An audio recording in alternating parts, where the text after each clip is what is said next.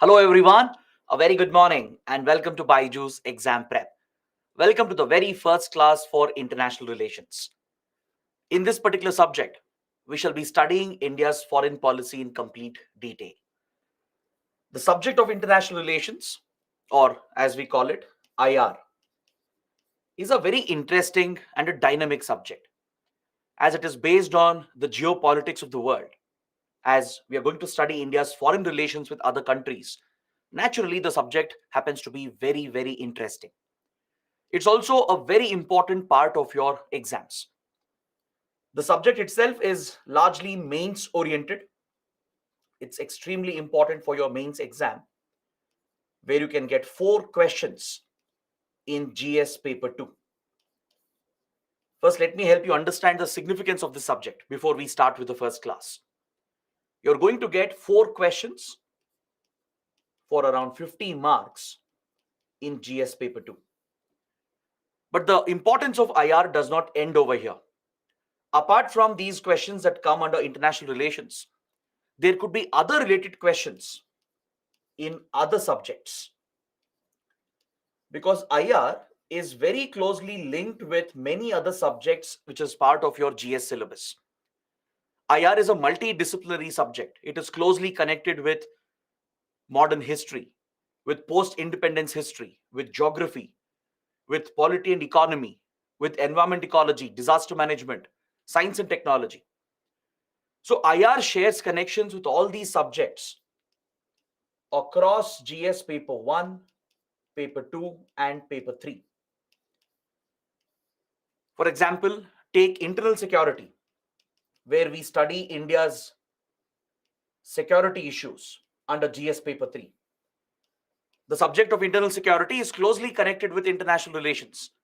Topics like terrorism, border management, cybersecurity, money laundering, all these topics in internal security are directly linked with international relations. So whatever we study here will help you in many other questions as well in the other subjects across paper 1, paper 2 and paper 3.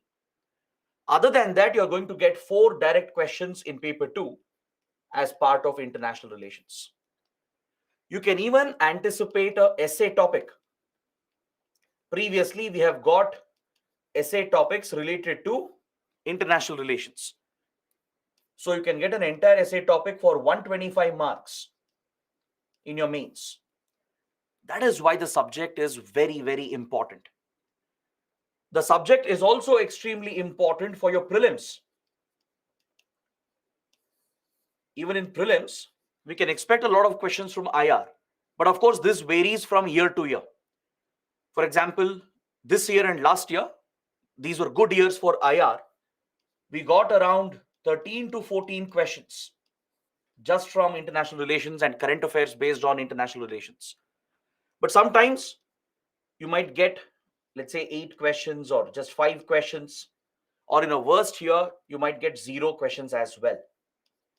There is no set number for your prelims, right? Prelims is very dynamic that way, but you can on an average expect 5 to 8 questions in prelims as well, which is connected to current affairs of international relations, based on international groupings, based on important places that are in news, right? On all these topics, a lot of prelims questions can be asked.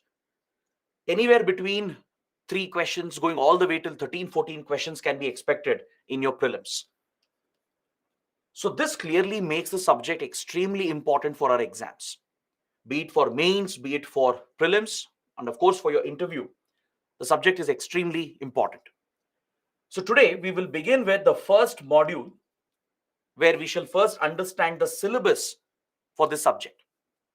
When you start a new subject, the first step is to analyze the syllabus given by UPSC, because that is how we'll understand which topics to study, which topics not to study, right? Because these subjects are very vast. So to figure out which topics are relevant for the exam, we need to first understand and analyze the syllabus. I'll explain the approach that we are going to take in class, how we are going to cover the syllabus given by UPSC, and then we are going to start with few basic introductory concepts. Before we get into the core topics, I would like to cover some basic concepts that lay the foundation for international relations. And then we shall be starting with India and its neighborhood. This is what we have on the agenda for today's class. Is that clear? So let's begin. Let's start by talking about the syllabus that UPSC has given for international relations. As I was mentioning, it's part of GS paper 2. As far as your mains exam is concerned, if you look at the syllabus, it's part of GS paper 2. After polity, governance, and social justice, at the end, you have these 4 topics that are mentioned under GS paper 2. So essentially, we are going to study India's relations with major countries, including our neighboring countries. We will focus on our immediate neighbors with whom we share land boundaries and maritime boundaries. We will discuss India's bilateral relations with major powers from around the world, from Indian Ocean, from Southeast Asia, from West Asia, Central Asia. Essentially, from across the world, we'll pick some important regions. We'll understand India's approach towards those regions.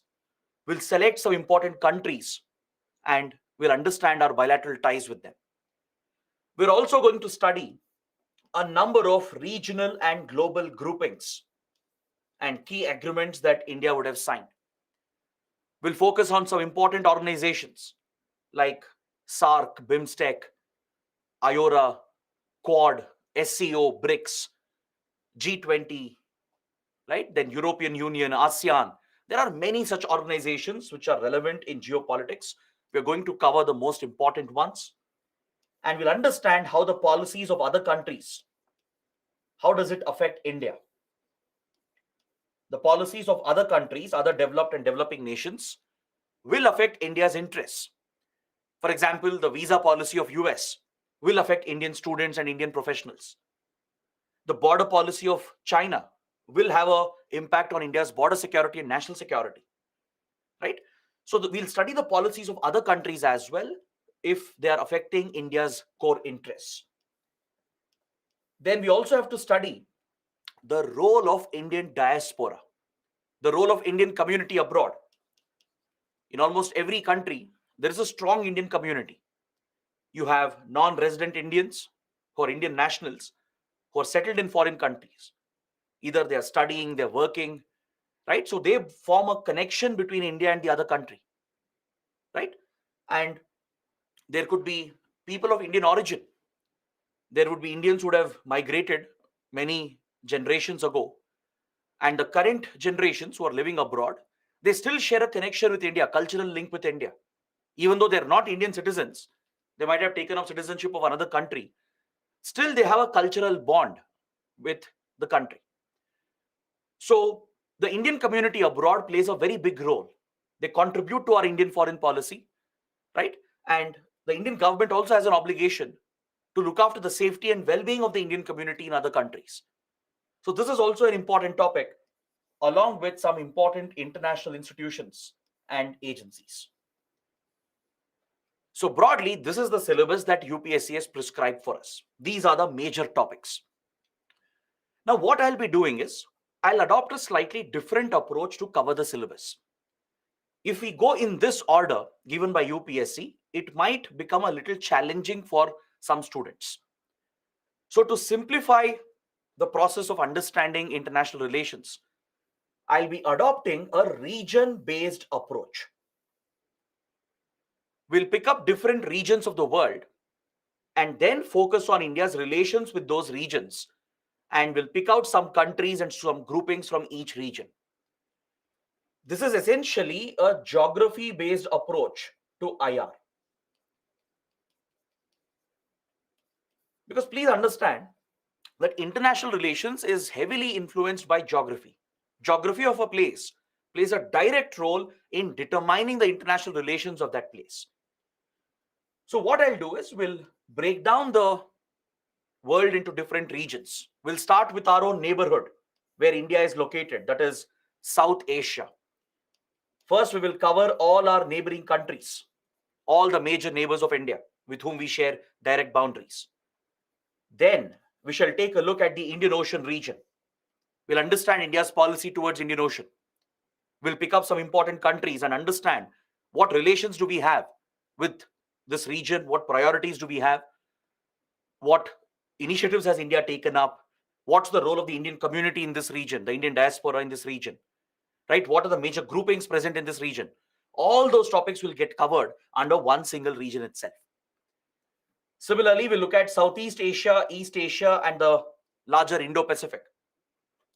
We'll cover West Asia and Central Asia. So once we cover these important regions, and under each region, we'll discuss few important bilateral ties. We'll discuss some important groupings and organizations of that region. We'll also discuss the contribution, the role of the Indian community in that particular region. All of this will be included as part of this discussion itself. This will be a more comprehensive discussion, a region-based discussion. Once we complete this, we'll pick up the major powers, the global powers like US and Russia. And we'll also look at some other important regions such as Europe, Africa, and Latin America. Just a brief look. We need to briefly understand what policies do we have towards Africa, Latin America, and Europe. We'll take a brief look at this. And throughout the course of the discussion, we will be covering many groupings and organizations. Is that clear? I'm going to include all these other topics as part of the region-based discussion itself. So this will be the approach that we are going to take in class. And I want to make this very clear at the beginning. Now, before we start with some basic concepts, obviously, you guys will have a doubt. Like, how should you prepare? What material should you read? Should you make notes? Right? Let me answer all those questions quickly. What sources should you refer? What should be your reading material? See, this is a very dynamic subject. Of course, there is a static part. There is a lot of background that is involved. But there is a very big dynamic part. The subject itself is very, very dynamic. It's heavily influenced by current affairs. Current affairs has a huge impact on this subject. In fact, the subject keeps evolving every single day. What I teach you today might become outdated by tomorrow. Let's say today I've explained about India's relations with, let's say, China, right? But within a day, there can be such big changes that the whole explanation might turn upside down. So you have to constantly stay updated. That is the challenge in this subject. Otherwise, it's a very easy and interesting subject. So the base reading material, the basic foundational material for you should be the class PPTs that I am sharing with you. As much as necessary, I'll keep the PPTs detailed with all the relevant points, maps, data, etc. The PPTs which are being shared with you, right? That will be your basic material along with the classroom discussion that we are going to have. Please remember, the discussion will be analytical. I'll focus more on analysis because that is what UPSC expects from you, to build your own opinions, to have the ability to critically analyze a topic. Factual information anyone can learn, anyone can by heart. Of course, facts are important, but facts are not everything in this exam. Analysis, critical thinking is what will help you succeed in this exam. So the discussion in the class will be largely analytical. We'll have a very comprehensive discussion on all the topics so that you are in a position to form your own opinions. Of course, I'll be covering a lot of facts as well. So in the class, I expect all of you to make short notes. This is your responsibility, right? Don't expect spoon feeding. We are not in school anymore, right? Keep a book for IR, and as and when we discuss, when I mention a key point, right? I'll highlight the point as well. I'll repeat if you want. I'll slow down if you want. But it will be your responsibility to make short notes, to make quick notes of some of the key points. So the PPT and the short notes becomes your foundational material. Along with that, we'll be sharing some static notes. For every module, some static notes will be given. There is the additional reading material also which is shared with you. So this becomes your basic reading material. Is that clear? You don't really have to rely on any textbook as such. One book will not help you cover this subject. It is such a vast and dynamic subject. You can't simply rely on just one textbook in the market. Is that clear? So please focus on the class discussion, make your short notes, make use of the PPTs and the other additional notes we are going to share with you. That is more than sufficient. Got it? But if you need some reference reading, if you need some additional background, if you're interested in the subject, then pick up any good book in the market. Any good book which is available, it's up to you, right? I would recommend the book by either Rajiv Sikri or VP Dutt. Both are very good books, very small books as well. You can read it like a novel, like a storybook, and highlight some key points. Then you don't have to go back and read this again. This is only for foundational reading. Even if you skip this, it is fine. But just if you want some additional content, if let's say you want additional reference reading, these are the books I would refer. Rajiv Sikri's Challenge and Strategy and VP Dutt's Indian Foreign Policy. They are available in the market, right? If you're interested, go for it. Or else, if you don't want, skip it. Still, the class notes, the PPTs are more than sufficient. So this material is enough till the classes are going on. What will you do after the classes end? Right? That's where the current affairs comes in. I told you the subject is dynamic. It keeps evolving and changing. In the class, I'll ensure that the discussion is up to date. Let's say today we're discussing something. I'll ensure it is as up to date as possible. Let's say there was a development yesterday. I'll ensure I'll include that in the discussion. But what will you do after the classes? You will still have many more months before your exam, right? So this is where you constantly update yourself through current affairs. Make use of our daily news analysis, the news analysis that we provide on YouTube, the comprehensive news analysis that we publish on the website, the weekly webinars every Tuesday and Thursday, the monthly magazine which is provided to you. That becomes your primary reading material, right? Other than that, it's always good to read newspapers on your own as well. If you have developed that habit, well and good. Any one newspaper is enough. If you don't want to rely on ready notes, you're always welcome to read the paper on your own. That is any day a better approach. All right, either Hindu or Indian Express, one of them. Both are equally good. They cover IR topics very well. Then follow the website of Ministry of External Affairs and the social media handles of MEA. MEA is very active on social media, on YouTube, on Twitter, Instagram, right? Because you'll get updates on India's foreign policy. You'll get updates about visit of foreign leaders, if Indian leaders visit abroad, right? Or if key agreements are signed. All updates are available on MEA's website. Visit the website, navigate through the website, see if any relevant content can be found. Follow the social media handles. That will give you a lot of important updates. Other than that, I would suggest that you can follow a couple of think tanks.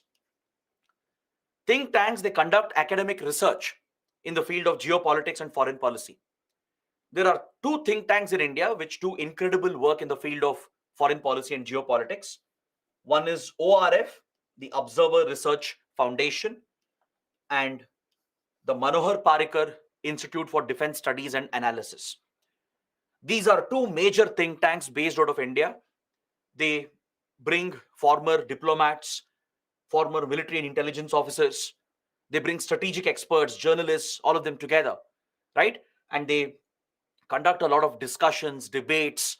They bring out these in-depth research articles, which they publish on their websites and social media handles. So follow these think tanks, maybe on a weekly basis. Try and read 2 articles. You don't have to read everything that they publish. That is impossible to cover, right? You can't give all the time just for IR. Weekly, maybe give 20 to 30 minutes time. Visit the website of ORF and IDSA.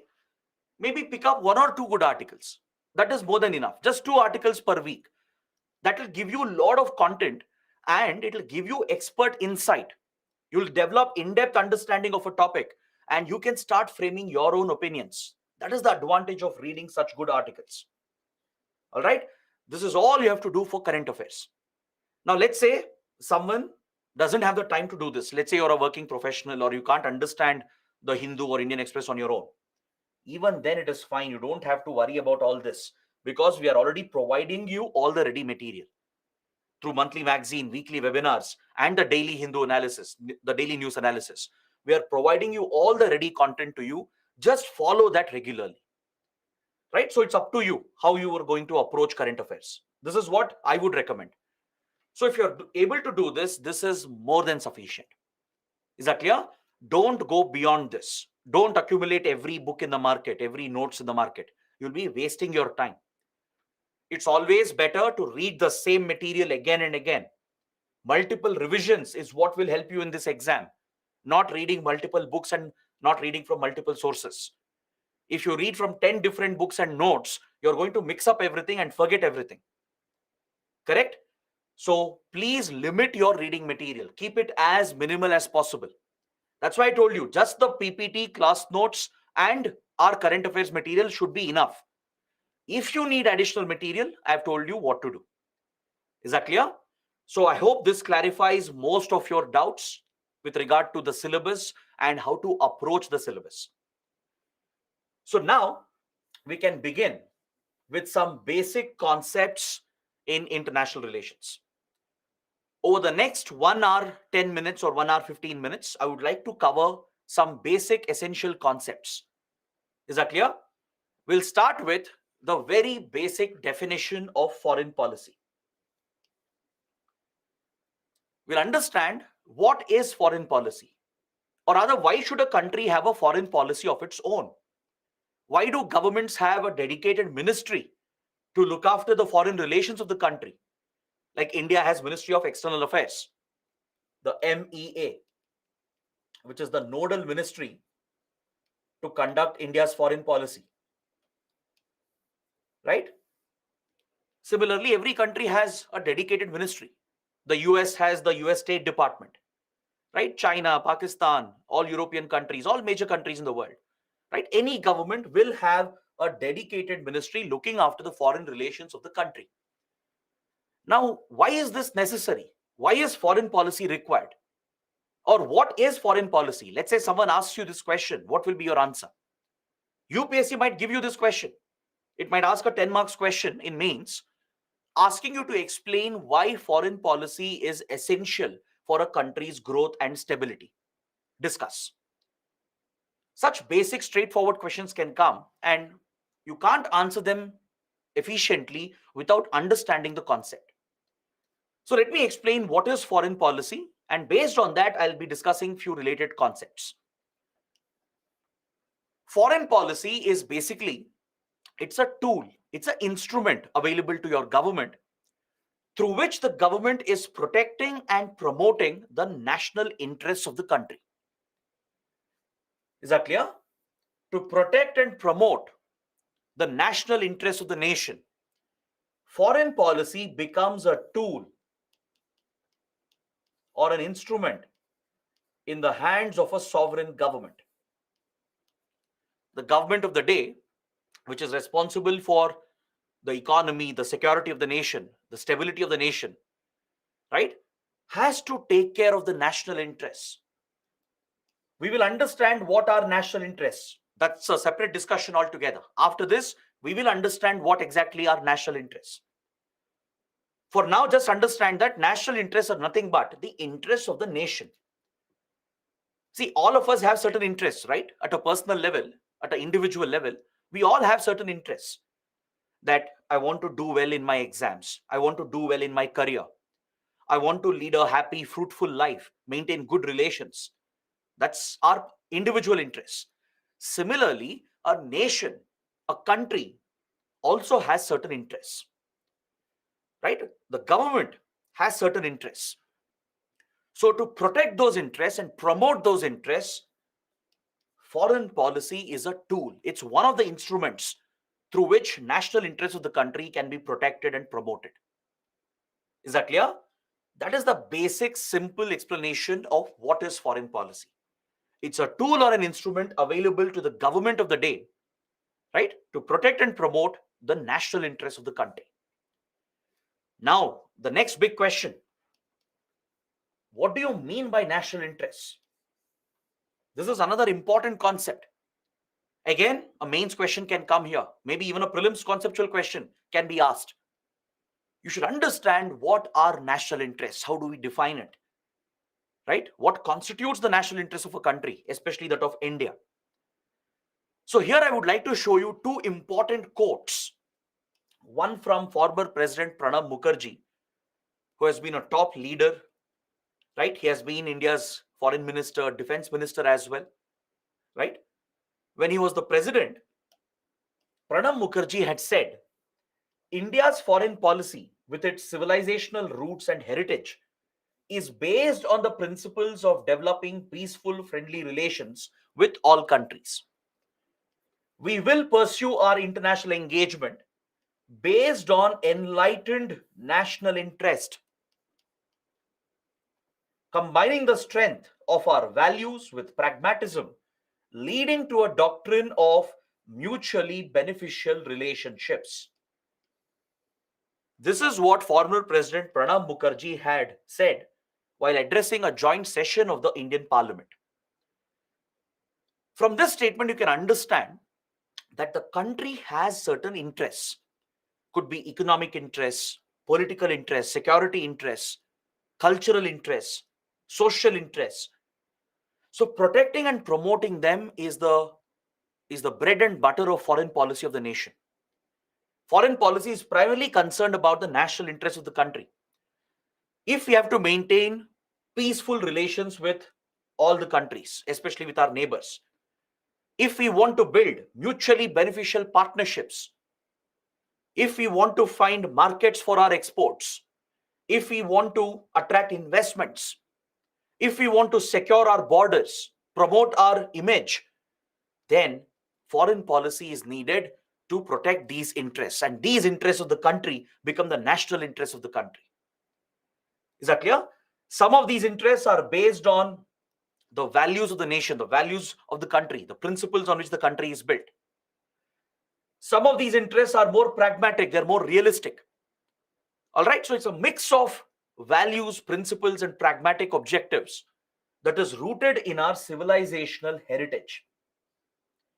Our civilizational heritage plays a big role in influencing our foreign policy, right?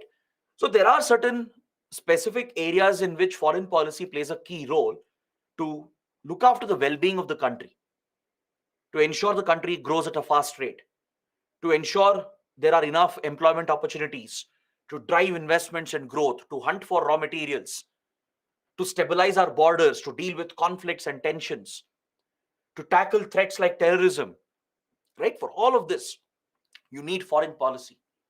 And foreign policy is interested in protecting and promoting your national interests. So related to the same topic, Foreign Minister Jaishankar, even he made a very important statement recently. I would like to quote that. He said that Indian foreign policy decisions are made in the national interests of the country, which means foreign policy of the government is directly driven by the national interests of the nation. He said we are guided by our thinking, our views, and our interests. This was a statement he made regarding the ongoing Ukraine conflict and how India is balancing its position over the Ukraine conflict in order to strike a balance between Russia and the Western countries. As you know, the world has been divided over the Ukraine conflict, with Western countries on one side and Russia and its allies on the other side. India has been caught in between with regard to the Ukraine situation because we have good ties with Russia. We have good ties with Western countries, especially the United States. So India has been facing this dilemma of balancing these conflicting powers and conflicting interests. In this regard, Foreign Minister Jaishankar said that our foreign policy is driven by our interests, our national interests. Is that clear? So national interests are nothing but the core interests of a nation. anything that deals with the well-being of a nation, anything that deals with the growth and stability of the country, the society, right? That can be labeled as national interest. Now, let us see what can be classified as national interests of India. Let's look at some national interests of India. You'll get better clarity following this discussion. For example, one major national interest of any government is to secure the defense and security and strategic goals of the country. Ensure that we protect our borders, defend our borders from hostile threats. There could be hostile neighbors like Pakistan or China who might be threatening our borders, who might be trying to dispute our sovereignty, right? There could be a war-like situation. There could be hostile countries sponsoring terrorism against our country. There could be criminal activities present along the border, like drug trafficking, arms trafficking, which is a security threat for us. There could be a border dispute. Border might be disputed between two countries, which has become a source of conflict. So defending the nation, upholding the sovereignty, the integrity of the nation, dealing with all the security challenges, and achieving our strategic goals is a core national interest. Is that clear? So securing the defense of the nation, achieving our national security objectives, protecting our sovereignty and integrity, and focusing on our strategic goals is a national interest. Like, for example, India wants to play a big role in the Indo-Pacific. We want to stabilize the Indo-Pacific. That is a strategic goal, a long-term strategic goal of India. So that is a national interest of India. So if any adverse development happens in the Indo-Pacific, India will focus on that because it's our national interest. Is that clear? So ensuring the defense of the nation, security of the nation, and pursuing long-term strategic goals is a core national interest. Next, maximizing trade, economic, and commerce between other countries, with other countries. Promoting trade opportunities, like finding new markets for our exports. See, to grow our economy, we need to support our producers, our manufacturers, our exporters, right? Our farmers, our industries, manufacturing industries, our services industry, the MSME industry, they need support from the government. The government has to help in finding new markets where our goods can be exported. This will fetch revenue for us. Foreign exchange can be earned. This will create jobs in our economy. It will drive our economy. We might need certain raw materials which we don't have. We may have to source raw materials that are critical for various industries. Like, for example, lithium, uranium, right? Fossil fuels, crude oil, natural gas. We are deficient in these reserves, in these natural resources. Since our economy has a critical dependency on such resources, especially crude oil and natural gas, we need to hunt for those raw materials from other countries. You can't source them without building good relations, and that is a core national interest.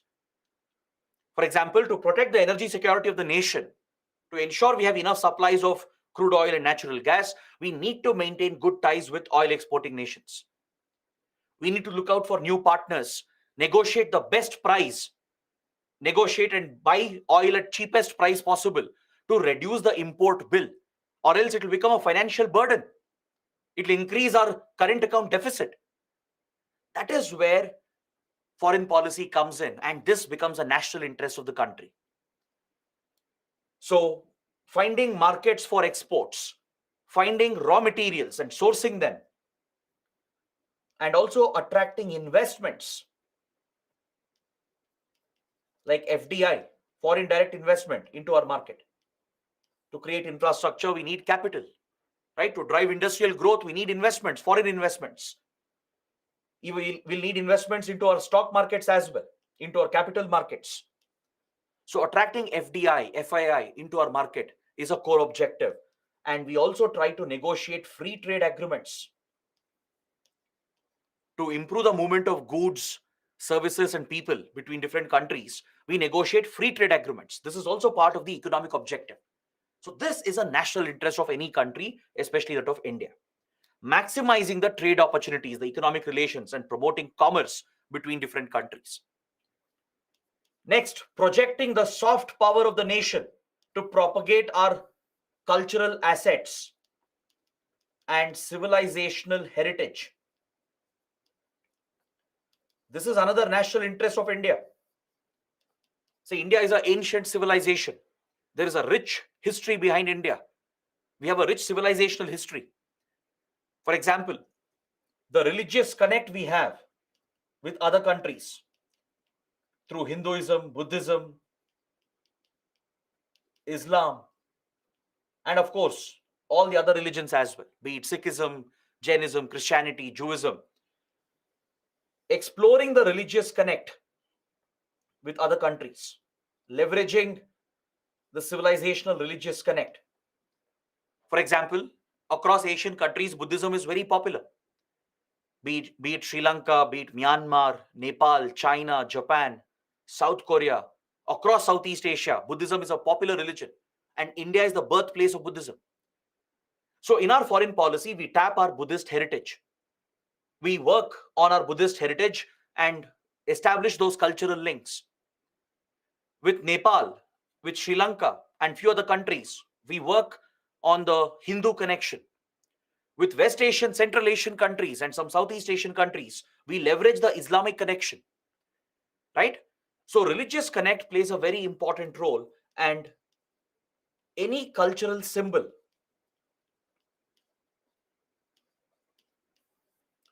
it could be a shared language, it could be shared ethnicity, or it could be art and culture, right? Promoting these cultural symbols and leveraging our civilizational heritage is part of soft power diplomacy. Is that clear? For example, we promote Indian classical dance, Indian classical music like Bharatnatyam, Hindustani, Carnatic music, right?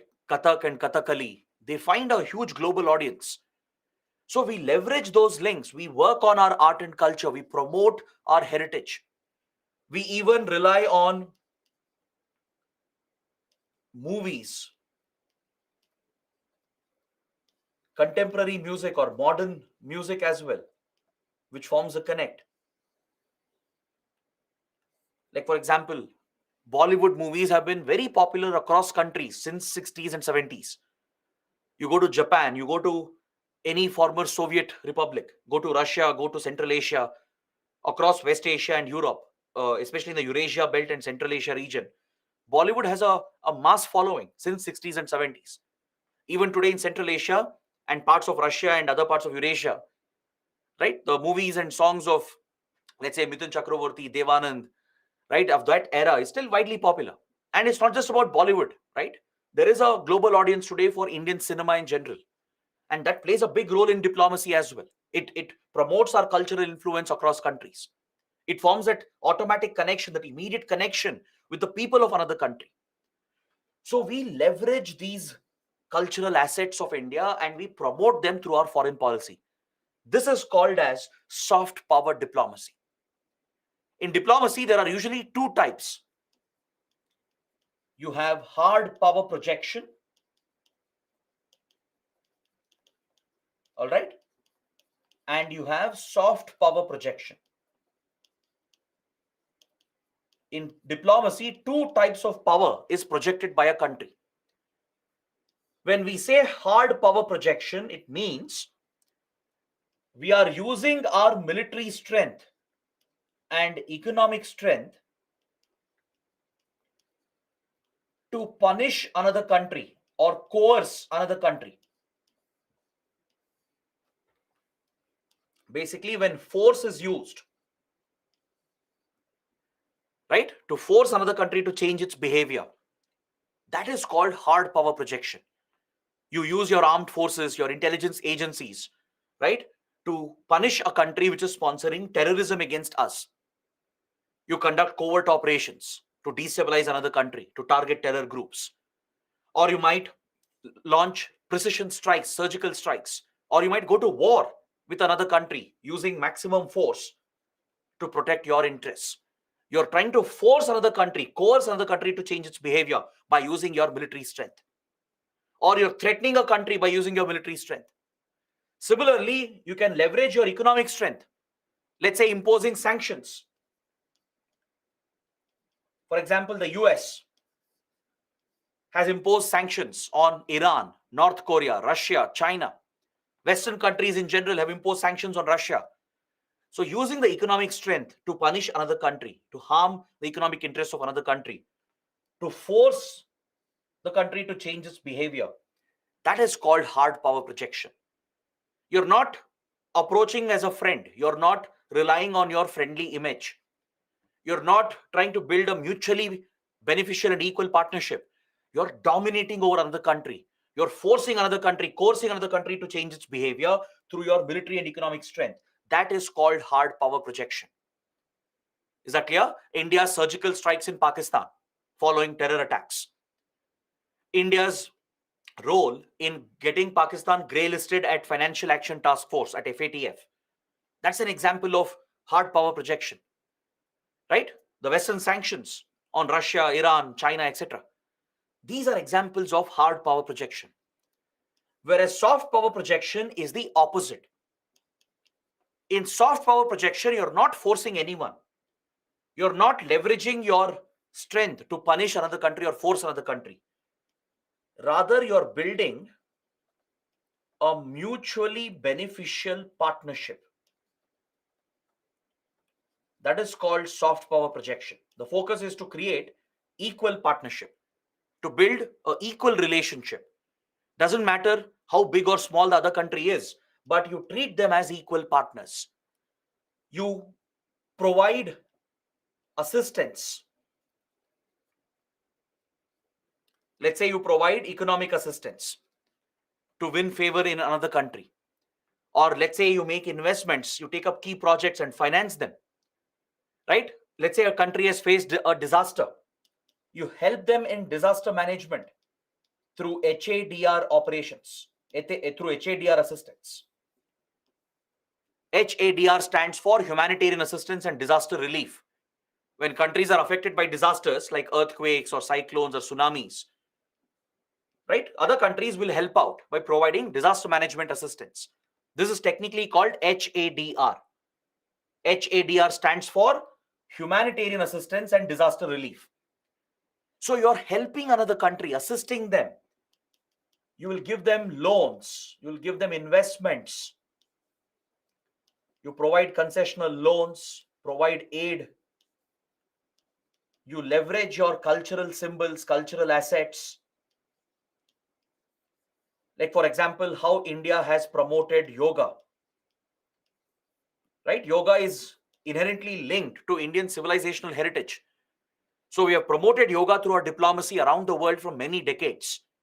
Now we have got International Yoga Day designated through the UN. And even before that, yoga has been an integral part of Indian diplomacy. Alternate systems of medicine like Ayush, that includes yoga, Ayurveda, Unani, Siddha, homeopathy, right? Alternate medicines are very popular, traditional medicinal systems. So we promote this through our diplomacy as well. We promote Indian art form, Indian dances, music, our movies, right? Indian food, festivals. They're all integral to our culture, to our civilization, right? We leverage the strength of our civilizational heritage and promote that through our foreign policy.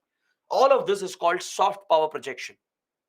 When you're helping others, building an equal partnership, promoting your cultural values, working with the community abroad, that is called soft power diplomacy. So foreign policy of any country is a mix of both. You can't rely only on hard power all the time. You can't rely on just soft power all the time. Good foreign policy will include a mix of both, and ensuring this is a national interest of the country. That's exactly what India does. India ensures that there is a fine mix of hard power and soft power in our diplomacy. All right. Other national interests include exporting a certain ideological agenda. Let's say we are a democracy, right? India has a strong commitment to democracy, human rights, constitutional principles. So promoting that through foreign policy is a national interest. You are promoting a certain ideology. China, Russia, they're authoritarian states believing in communism. They do propagate communist ideas. So that is their national interest. But for India and other democracies, we believe in constitutional principles. We believe in fundamental rights. We believe in human rights. So we promote that through our foreign policy and help other countries as well to strengthen their democracy. We have championed something called the non-aligned movement as an ideological agenda back in the 1960s. I'll come to that. I'll discuss what is non-aligned movement a little later. We'll understand one more concept after this. So there you'll understand what is non-aligned movement. It was an ideology that India promoted, India founded during the Cold War period. So promoting an ideology, exporting an ideological agenda is also a national interest. Creating more space in the international arena. There are many international groupings, international institutions like World Bank, IMF, United Nations, Non-Proliferation Treaty, Climate Change Convention, and many others. So when we are participating in negotiations at these multilateral platforms, at these multilateral organizations, we need to protect our own interests and create a support for our own position. Because usually at these groupings and organizations, there will be a divide between developed countries and developing countries. Like for example, if you look at climate change negotiations, if you look at WTO negotiations, or reforms of the UN, reforms of World Bank and IMF, on all these important multilateral platforms, there is a divide between the global north and the global south. When I say global north, global south, I'm not referring to the direction. It's not the north and south direction. In geopolitics, in international relations, when we say north and south, it refers to developed countries and developing underdeveloped nations. Global north countries are the developed, advanced, industrialized economies like US, Canada, Australia, Japan, all your West European countries, right? They are the developed nations, the industrialized nations. They are called the global north. The global south refers to developing and underdeveloped countries like India, Brazil, Indonesia, right? China, all these are developing nations. There are many underdeveloped countries, small countries in Africa, Asia, in South America. They're all part of the global south. So at these multilateral organizations, there will be a divide between these different countries. Different groups would be formed. So to protect our interests, to protect our position, we need support of other countries. We need to work with them to create that space, to create more options for us in international arena. And this is a national interest. You saw this recently at the G20 summit, right? India was pushing a certain agenda at the G20, and we needed support of other countries to ensure we bring out a joint statement, to bring out a New Delhi declaration. So India worked with different powers. We negotiated with them, brought them to a middle ground, and finally succeeded in bringing out a joint statement. So that is how you create more options, more space for yourself in multilateral platforms. And this is a national interest.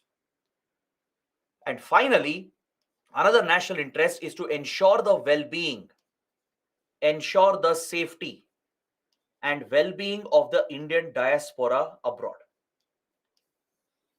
Because the Indian diaspora plays a very big role. The NRIs, non-resident Indians, people of Indian origin, together they constitute the Indian community abroad, the Indian diaspora abroad. They are acting as the cultural ambassadors of the country. They are promoting India's civilizational, cultural heritage and values. Right? Today, India has a very strong diaspora community around the world. They are naturally creating an influence for India. They are projecting India's soft power influence, they can help in creating a positive image for India with the host government and with the host country. They can positively influence foreign governments and foreign societies in favor of India. Let's say India wants to strike an agreement with a certain country. The Indian community there can influence the government and the people and the society, because Indian community, right, wherever they go, wherever they settle, they adapt and they integrate with that society.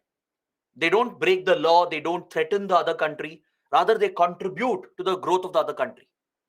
Right, wherever Indians go, they've contributed positively to the economy and the growth of the other nations as well. In many countries, Indians or Indian diaspora, they happen to be the backbone of their economy. Look at Mauritius, look at Saudi Arabia, UAE, US, right? Around the world, there are many nations where Indian community plays a critical role in their economy and in their growth. Many Indians are in influential positions, right? There are successful businessmen. There are Indian leaders of Indian origin. Today, you have head of states, head of governments who are of Indian origin, right? Like Rishi Sunak, Kamala Harris, and many more. There are several cabinet ministers, top officials and diplomats in foreign governments who are of Indian origin, who are from the Indian community. So they can positively influence foreign countries, foreign governments and their policy towards India to create a positive image. They can promote our influence, promote our cultural influence. And they also send remittances back home to India. The money they send back home is crucial for the Indian economy. Today, India has become the world's largest recipient of inward remittances. Is that clear? Does anyone have an idea? How much remittances do we get in a year? Recently, we have broken a record and we have become the world's biggest recipient of remittances. Do you have an idea what is the amount of remittances we get in a single year? Anyone? Can anyone tell me in the comments? Very good. Purva, Lucky, Janvi, Shovik, Shubhajit, Kishan, Pooja, Aniket, Abhishek, Naveen and others, Saurabh, they've all got it right. It's more than $100 billion.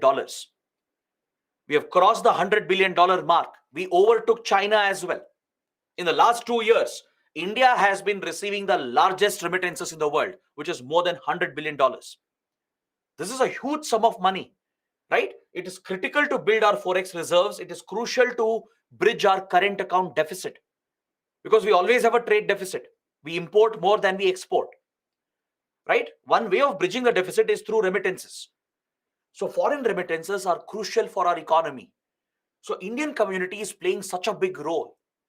They are projecting Indian foreign policy influence, acting as cultural ambassadors of India, contributing to the nation's economy and growth and creating a positive image for India.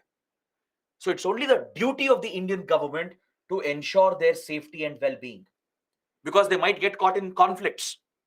Look at Ukraine. When the Russian invasion happened into Ukraine, thousands of Indian students were trapped. Recently in Sudan, when Sudan descended into a civil war in Africa, thousands of Indians were trapped and they all had to be evacuated and rescued. So Indians might face challenges abroad. Correct? Indian diaspora might face a lot of problems. They might face security threats. They might get caught in wars, conflicts, and civil wars. They might be caught in a zone where there are terror attacks. There might be natural disasters. They might face issues related to visa, passport, or they might get arrested. They might face legal issues. They might face issues with regard to their employment. Indian workers abroad, they might face visa-related issues or pension, insurance-related issues. They might be facing exploitation by their employers in foreign countries. Indian students might be facing difficulties with their universities and the legal system there. So helping the Indian community abroad becomes the duty of the Indian government. That is a core national interest. Is that clear?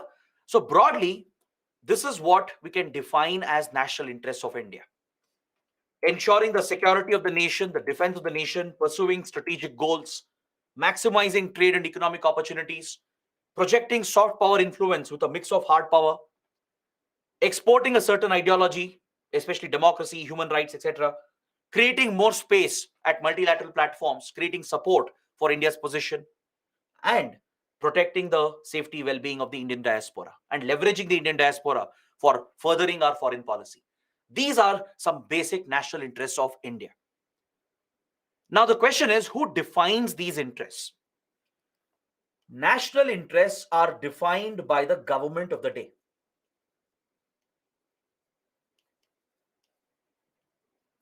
Of course, it's the government which is in power, which defines what's the national interest of the country. Is that clear? Some interests are permanent, like some interests will be always a part of your foreign policy. Doesn't matter which government comes to power, which party gets elected. Now, let's say in India, whether it's the Congress or BJP or a coalition government, irrespective of who's in power, irrespective of the party and its ideology, some interests of India, they remain constant. Like India's commitment to democracy, our belief in soft power diplomacy, our belief in helping others, in assisting others, in building mutually beneficial partnerships. These are constants in Indian foreign policy, does not change.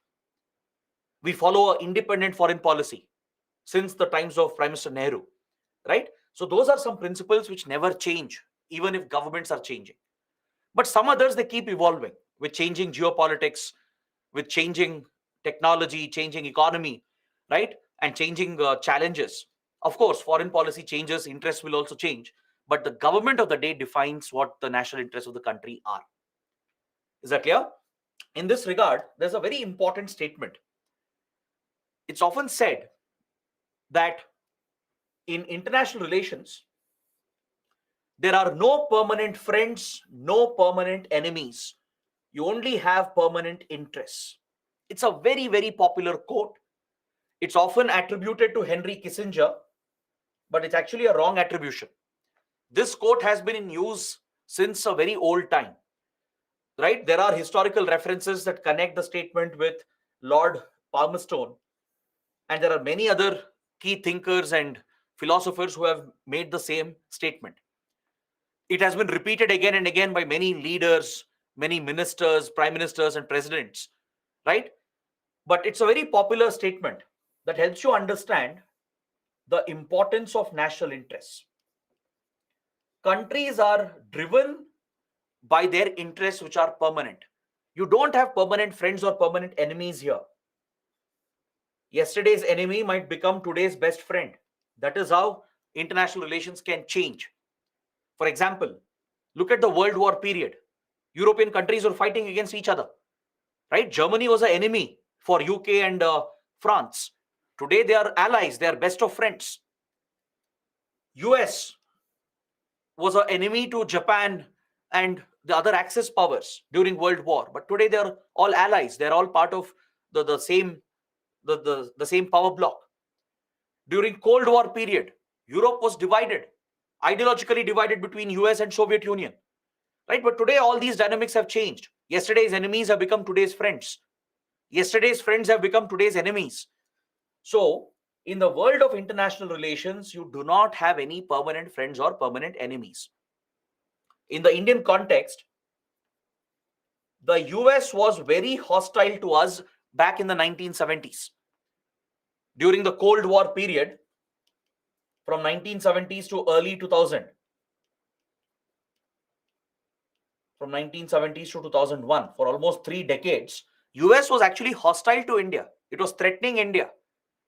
India-US did not have a good relationship. We didn't trust each other. But today, this is the defining partnership of the century. We have become the closest of friends today. So in the world of geopolitics and international relations, please remember this. You do not have any permanent friends. You do not have any permanent enemies either. You only have permanent interests. Governments, countries, they only pursue interests, not friends or enemies. That keeps changing. Today, Pakistan might be a hostile country. China might be a hostile country. You never know, 30, 40 years later, they might become our best friends. That is how quickly geopolitics can change. So countries pursue their interests, their national interests, and that is the only permanent thing in foreign policy. Is that clear? So, talking about national interests, I would like to talk about one very, very important concept, which is the foundational principle of Indian foreign policy. There is a fundamental principle that underlies India's foreign policy. In fact, India's foreign policy is rooted on this principle. Is that clear? It's called the principle of strategic autonomy. The principle of strategic autonomy is the foundational principle of Indian foreign policy. It was envisioned and laid down by the first Prime Minister Jawaharlal Nehru. And this principle has remained consistent in our foreign policy till date, till the times of Prime Minister Modi. Subsequent governments, be it under Prime Minister Lal Bahadur Shastri, Indira Gandhi, right, be it under Rajiv Gandhi or P. Narasimha Rao, I.K. Gujral or Deve Gowda or Atal Bihari Vajpayee or Manmohan Singh, under subsequent prime ministers and governments, this principle has remained a constant in Indian foreign policy. This is called the bedrock or the foundational stone of India's foreign policy. So you need to understand what it is, right? The principle of strategic autonomy means that India pursues an independent foreign policy. It means we maintain our autonomy in our foreign policy. We maintain our autonomy in our foreign policy. Our foreign policy is designed to fulfill our national interests. We are not looking to fulfill the interests of some other country. Is that clear? It means we are not allies of any power. We don't join any military clubs. We don't target one country against another. That is, we don't join a group of countries to target another country. Is that clear? We don't play such power politics. We don't join any military groupings. We have never been a part of any military club. Is that clear? And we are not allies of anyone. We are not an ally of Russia. We are not an ally of the US. We are friends of every country. All right?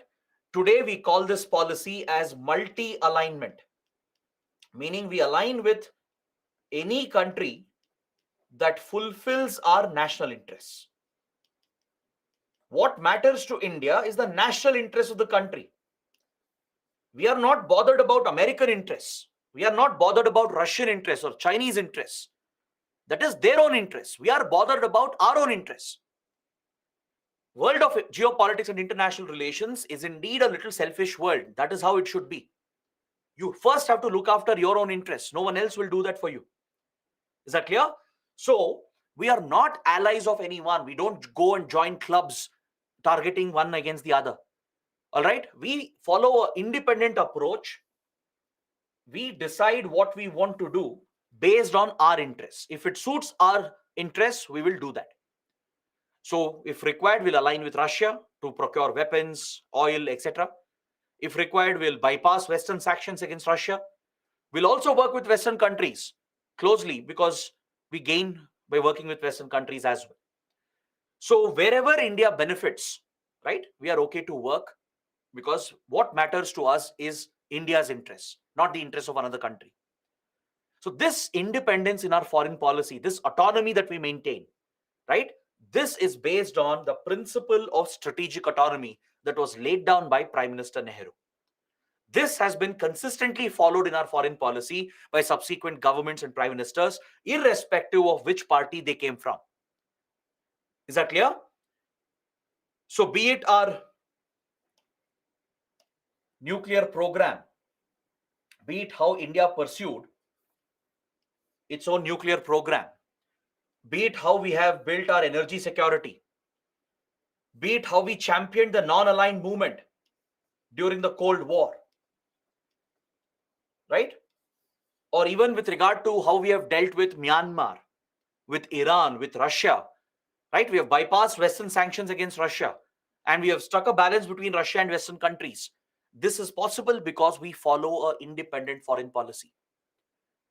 Even at G20 summit that was held recently, we achieved a success. We could bring all countries together to a common understanding, to a common ground, because of our independent foreign policy.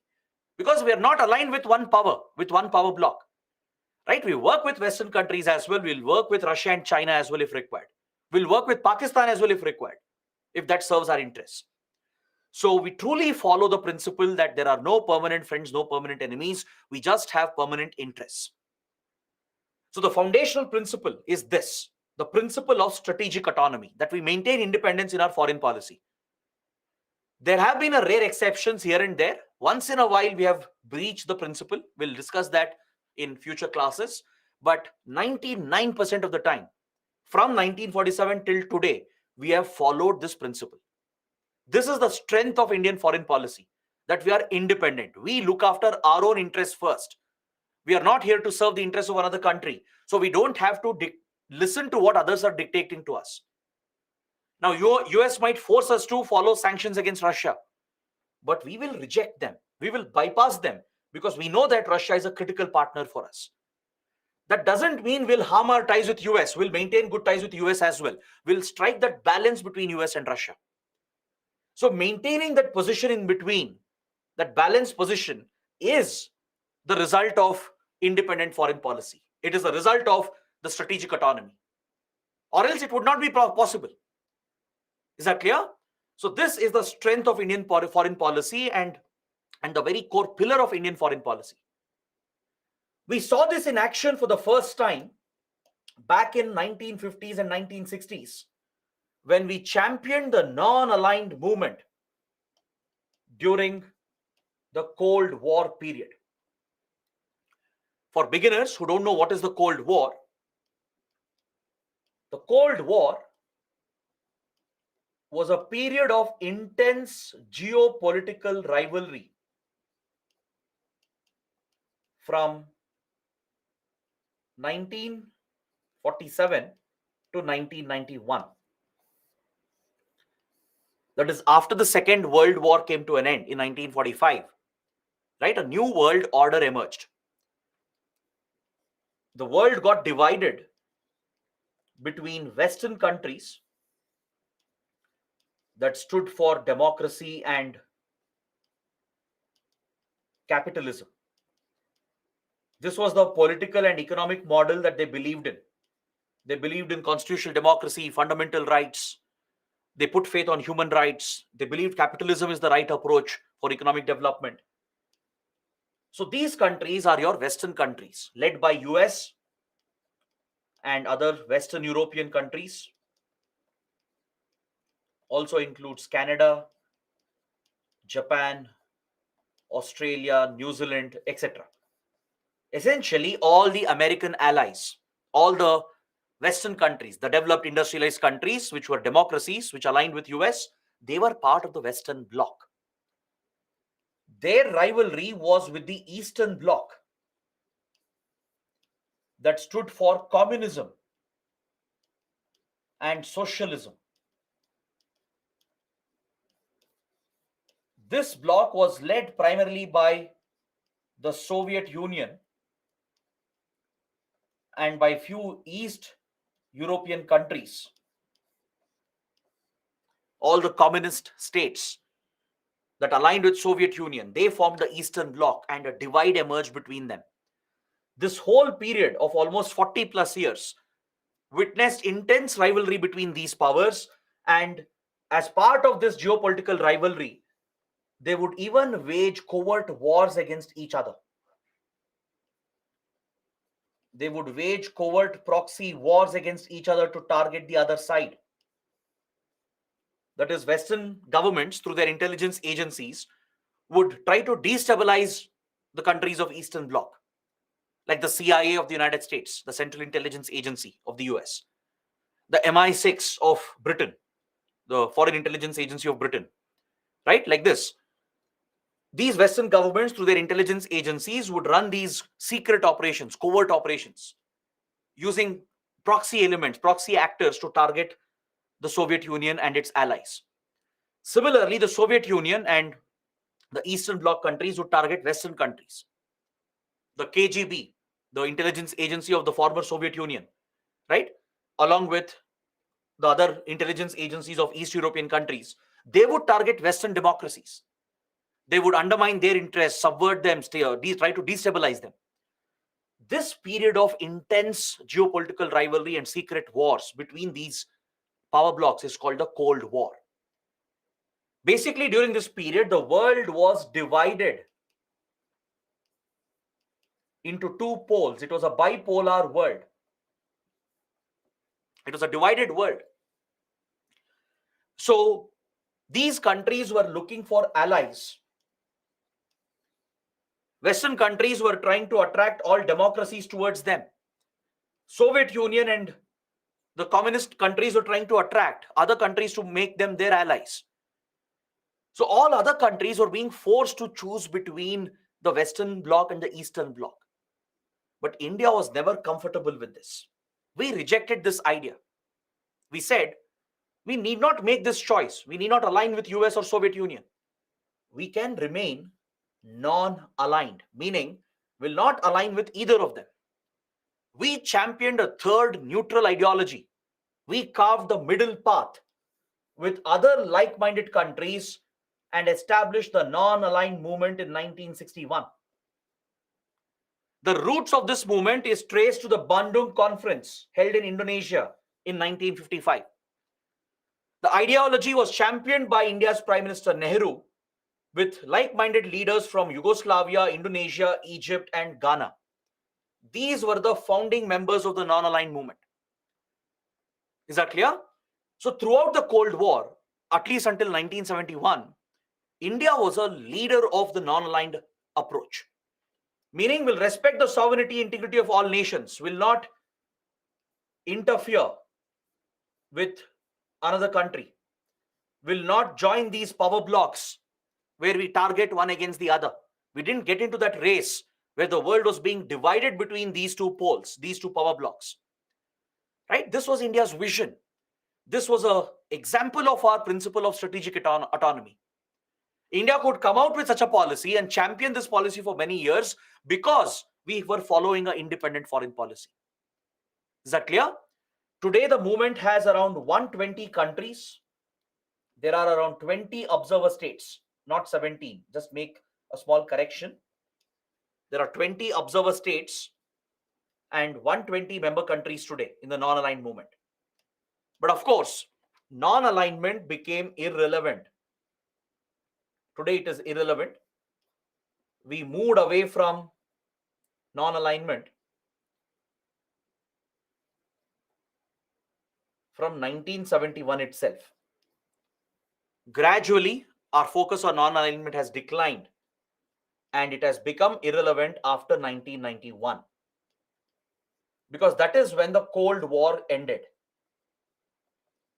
The Cold War ended in 1991 with the collapse and disintegration of the Soviet Union. Essentially, communism failed, right? The Western democracies, they won the Cold War and communism saw a defeat. Across Central Eastern Europe, all the communist countries, they abandoned communism. The model had failed. The socialist communist model had failed. Soviet Union itself would disintegrate and collapse, giving rise to many new countries in Eastern Europe and in Central Asia. Russia would become the successor state, but many other regions of Soviet Union broke apart to form new countries like Ukraine, your Central Asian countries, Azerbaijan, and the others. All right. So with the collapse and disintegration of Soviet Union, Cold War came to an end in 91, following which non-alignment movement has become largely irrelevant and outdated. In fact, in the last 15-20 years, we are not paying much attention to non-alignment. If you look at Prime Minister Modi and even former Prime Minister Manmohan Singh, they have not attended non-aligned movement summits, NAM summits, they've skipped them. They haven't attended them. That shows that we don't attach too much importance to the NAM movement today. But back in the Cold War period, especially from 60s to 70s, this was a very important movement that we had championed as a result of our belief in maintaining an independent foreign policy. Is that clear? This was a contribution of India.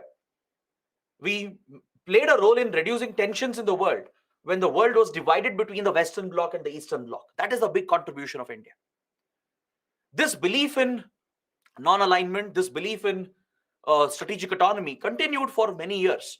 And even though non-aligned movement today has become irrelevant and outdated, we still support and champion the principle of strategic autonomy. Is that clear? So this is where I would like to explain a very important concept. In political science, there are theories, two important theories, that is idealism and realism. Because international relations is part of political science. That's why you have an optional subject called PSIR, Political Science and International Relations, right? In international relations, you study the foreign policy of different countries. That's what we are doing right now. That's the theory of international relations. But those who practice international relations, they are your diplomats, the ones who are representing the country officially, right? Our foreign service officers, IFS officers, our government leaders, including the president, the prime minister, and any government leader or official who represents the country officially. They become the diplomats of the country. They negotiate. They come out with initiatives and agreements, right, which are designed to protect and promote our national interests.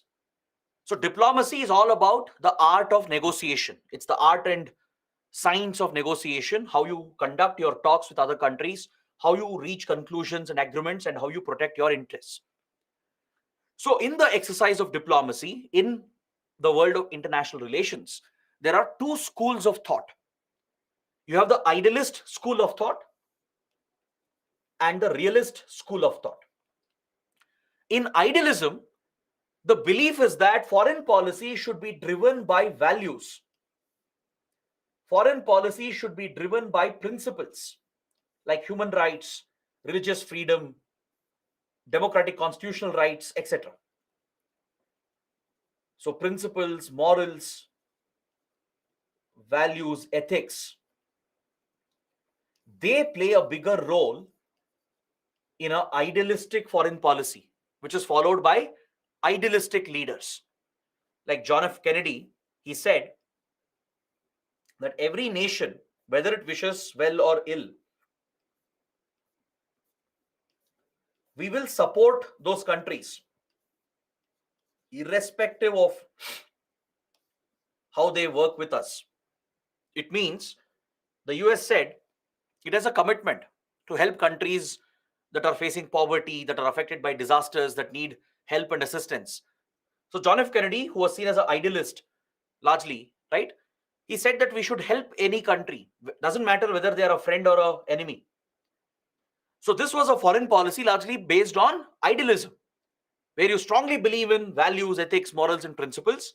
You believe that values like human rights, democratic constitutional principles, freedom of religion, right? All these principles that are part of liberty, they become the fundamental base for idealist school of thought. So if your foreign policy is largely driven by these considerations, it's an idealistic foreign policy. Is that clear? But in the real world, idealism does not work all the time. It's good to be idealistic sometimes, but you can't be idealistic all the time. There will be circumstances where you have to be realistic. You have to be driven by a pragmatic approach. Pragmatism becomes necessary to protect your national interests. Such a foreign policy which is just focused on national interests of the country, right? Even if it means ignoring principles, values, morals, and ethics. Such a foreign policy is a realistic foreign policy. Take, for example, the Russia-Ukraine war. Yes, what Russia did is illegal. It's against international law. Russia is the one which has broken the UN Charter. India knows that very well. But instead of being idealistic, we know Russia has committed war crimes. It has violated human rights of Ukrainians. But still, India has chosen to ignore these ideals. Not once have we criticized Russia openly. Not once have we voted against Russia at UN or any platform. Right? It means we have kept aside idealism because Russia is a critical partner, strategic partner. Keeping the pragmatic national interests in mind, we have pursued a pragmatic, realistic policy. We have done this with Myanmar. We have done this with Iran and many other countries as well. So when countries ignore idealism and follow a more practical, realistic approach, that is called realism or pragmatism. Henry Kissinger was seen as one such pragmatist. Henry Kissinger was the National Security Advisor of the US. He has served President Nixon, Richard Nixon, as the National Security Advisor. Later, he became the Secretary of State as well. He became the equivalent of the Foreign Minister of the US, right? So he was a firm believer in pragmatism. He always used to say that foreign policy should be realistic, driven by pragmatic approach, not based on ideals. See, a foreign policy of any country will be a mix of both. There will be some idealistic principles. There will be some commitment to values like human rights, democracy, constitutional principles, etc. At the same time, sometimes you have to ignore them. You ignore your ideals to achieve realistic goals and targets. To achieve your national interests, sometimes you have to get realistic. All right. So in political science and IR, there are two schools of thought, idealism and realism. And India's foreign policy is a mix of both. All right. We rely on idealism and as well as pragmatism, on realism as well. So even Prime Minister Modi has reiterated this many times. He was addressing a gathering in Singapore in 2018. He was addressing the Shangri-La Dialogue, which is a very popular event in Singapore, right? He said that India's principle of strategic autonomy remains very strong.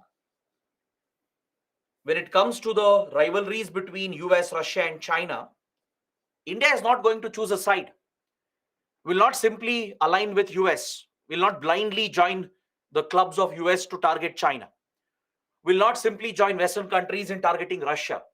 Rather, will strike a balance between them because that is where India's interests are served. So this is a reiteration of the principle of strategic autonomy, which was laid down by Prime Minister Nehru. And since then, it has been consistently followed in our foreign policy. All right. So this is a very, very important concept that I've explained. I hope all of you have gained an insight into these essential concepts. We have two small topics left. Let's take a quick look. Let's wrap it up. Then I can look at your questions and we can even take a short break after that.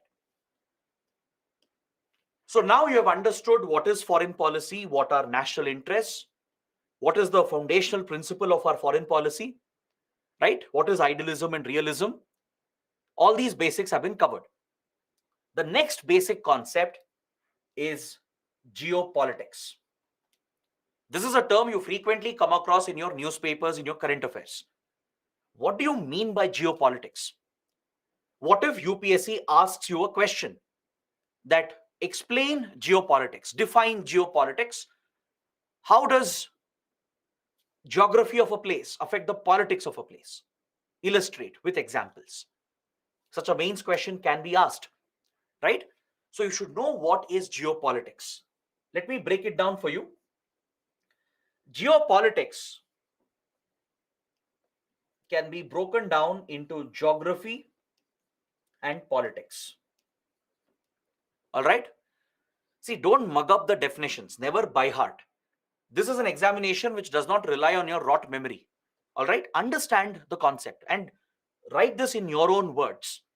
That's why even I'm trying to avoid using standard definitions. I'm not dictating you standard definitions. Rather, I'm explaining what it is. So you understand the concept, then you start writing it on your own, in your own words. So geopolitics, again, don't mug up the definition, right? Anybody can do that. Please understand, it's very simple. Break down the word into geography and politics. Geopolitics is nothing but the impact of geography on the politics of a place. As simple as that. You take any place, any country, the geography of that place, the geography of a country, its physical geography, and as well as human geography. The physical and human geography of a place directly influences the domestic and international politics of that place, and as well as the international relations of that place.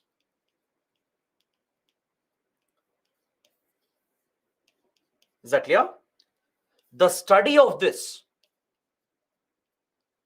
is called geopolitics. When you study, analyze, understand how the geography of a place affects its foreign relations, that is geopolitics. You can practice geopolitics as well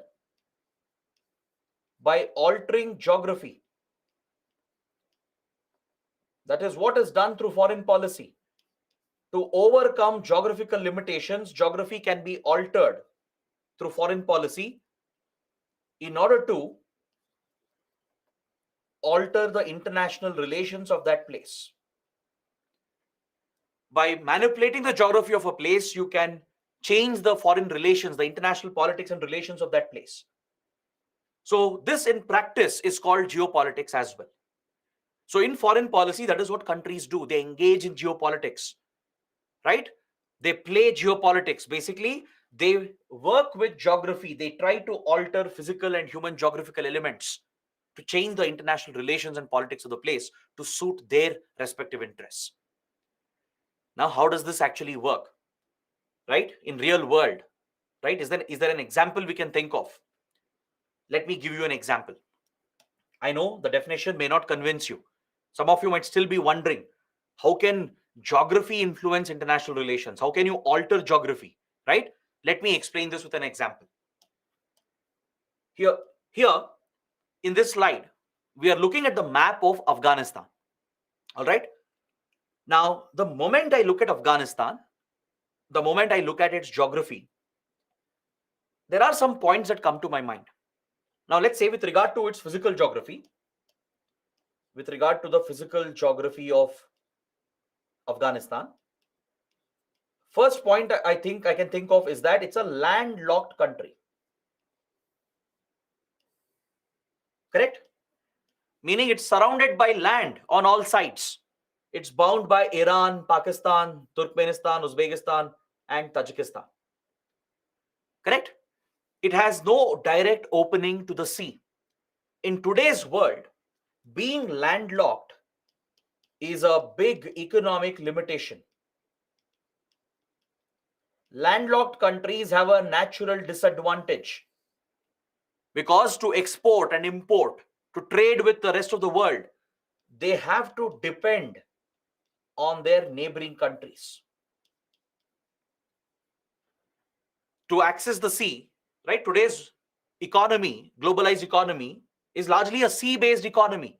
Most of your exports and imports are happening through the sea route, through the maritime routes. So those countries which are landlocked, they are at an inherent disadvantage. It's a physical, geographical disadvantage. Because they can't trade with the rest of the world, they can't strengthen their economy, create jobs and stabilize their growth without relying on their neighboring countries. They need the support of their neighbors for transit access. To move the goods towards the sea, they have to depend on other countries. That becomes a limitation on them. It affects their economic growth and it makes them geopolitically vulnerable because the neighbors can misuse this advantage. Is that clear? Take Nepal. Nepal is another landlocked country. It's a landlocked nation. So it's a physical geographical limitation and it's heavily dependent on India for accessing the sea. We're going to study this in the next chapter. Nepal has a lot of dependency on India because without India, Nepal cannot access the Indian Ocean. Right? So physical geography plays a big role. Same with India. India is a thriving economy since ancient times and even today because we have direct open access to Indian Ocean, right? The Indian subcontinent, it's surrounded by water on three sides: the Bay of Bengal, Arabian Sea, and Indian Ocean. We have a very long coastline with island territories like Andaman, Nicobar, and Lakshadweep. So physical geography of India plays a direct role in influencing our economy and our international relations, right? So similarly, any physical geographical element like mountains, mountain ranges, access to sea, rivers, straits, gulf, right? All such geographical features, they play an important role in influencing the politics of a place and the international relations of a place. Is that clear? Physical geography is connected to the international relations of that given region. So please understand this. It's very, very important. Now, when there is a limitation, right? When there is a physical geographical limitation, we can overcome that. We can overcome the limitation through foreign policy. We can alter physical geography to overcome the limitation, and thus we can engage in geopolitics to serve our interests. For example, India had very good relations with the Afghan government from 2001 to 2021. During these 20 years, we had a friendly government in Afghanistan, which was a good friend of India. We had invested heavily in Afghanistan. And Afghanistan is blessed with resources like iron ore, for example, and many other precious resources. Afghanistan was ready to provide these resources to India. We had fantastic relations with all Central Asian countries. With all the Central Asian countries you see here, Kazakhstan, Uzbekistan, Turkmenistan, Tajikistan, and Kyrgyzstan. We have very good ties with all of them. They were all ready to share resources with India. They are also blessed with resources. But unfortunately, there was a geographical problem. The problem was that India has no connectivity with Afghanistan and Central Asia. We don't have direct land connectivity. In the map, you might say that, sir, I see here there is a border. There is a border here between India and Afghanistan. You are correct. We do have a border, but it's only on paper. It's only a theoretical border. This is called the Wakhan Corridor. It's a narrow stretch of Afghanistan, right, in the Hindu Kush range, in the Hindu Kush mountain range, which connects with the Gilgit-Baltistan region of India. This is Gilgit-Baltistan. So, as part of the former state of Jammu and Kashmir, as it existed in 1947, the whole state belongs to India. But on the ground, what has happened?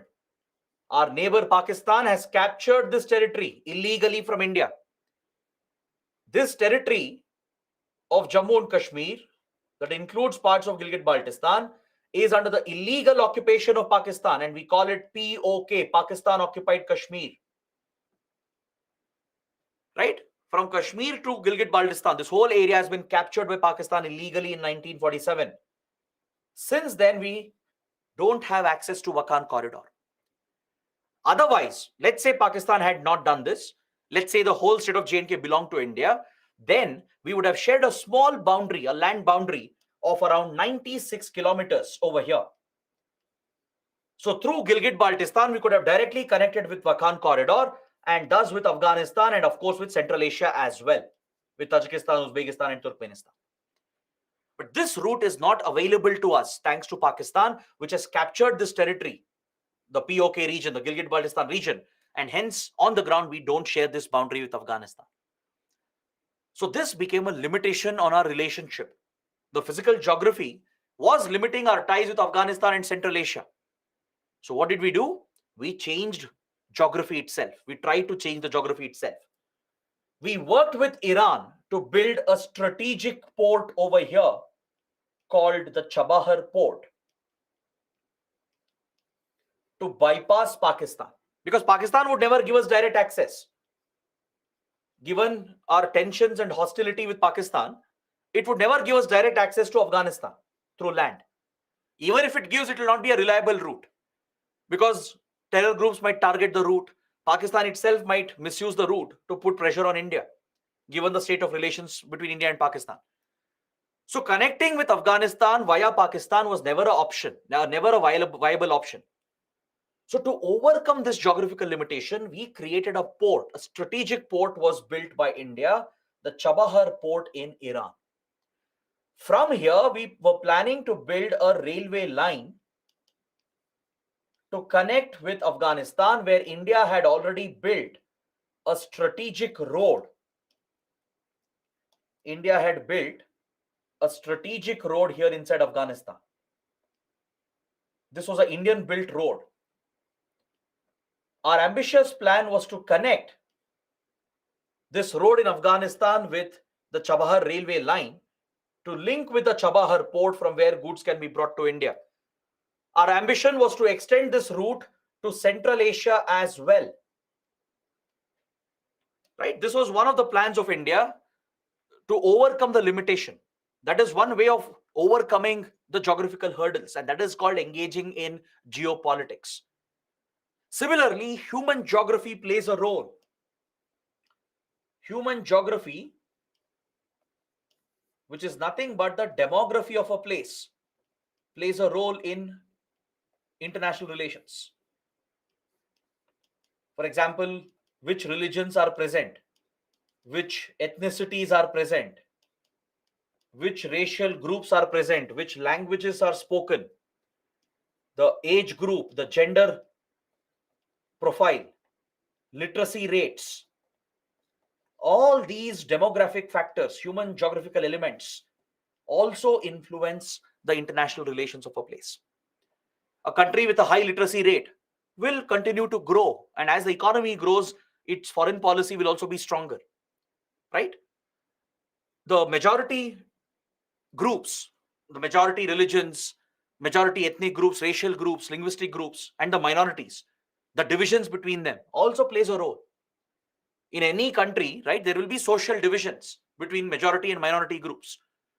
So if there is large-scale communal division, or if there is polarization on ethnic lines, like it happened in Sri Lanka, look at the Sri Lankan Civil War, right? It's a direct result of human geography.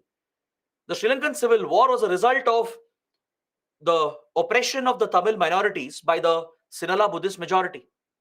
See what's happening in Myanmar, right? The radical Buddhists, they have oppressed the Rohingya Muslims who are in minority. So there are many examples to show that human geography plays a role in influencing the politics of a region and thus the international relations of a region. And countries can influence this. Other countries, they can play around physical geography and human geography, engage in geopolitics to achieve their national interests. Understood? So let's say US wants to interfere in Afghanistan. All right. US can work with some ethnic groups like Pashtuns. Pashtuns are a major ethnic group. If US wants to achieve certain interests in Afghanistan, it would try reaching out to Pashtun community, sponsor them, support them to achieve a certain national interest. So that is how countries engage in geopolitics. Geography plays a big role in international relations. You can work around it. You can leverage this in your foreign policy. Is that clear? So geopolitics is nothing but the study of the impact of geography, that is human physical geography, on the international relations of the place. You can engage in geopolitics through your foreign policy by altering, by working around the physical and human geography of a place. That is called geopolitics. Now, coming to the last point of this chapter, India's primary area of strategic interest. In our foreign policy, we have identified a given area and we call this our primary area of interest. Because see, India as a country has very limited resources.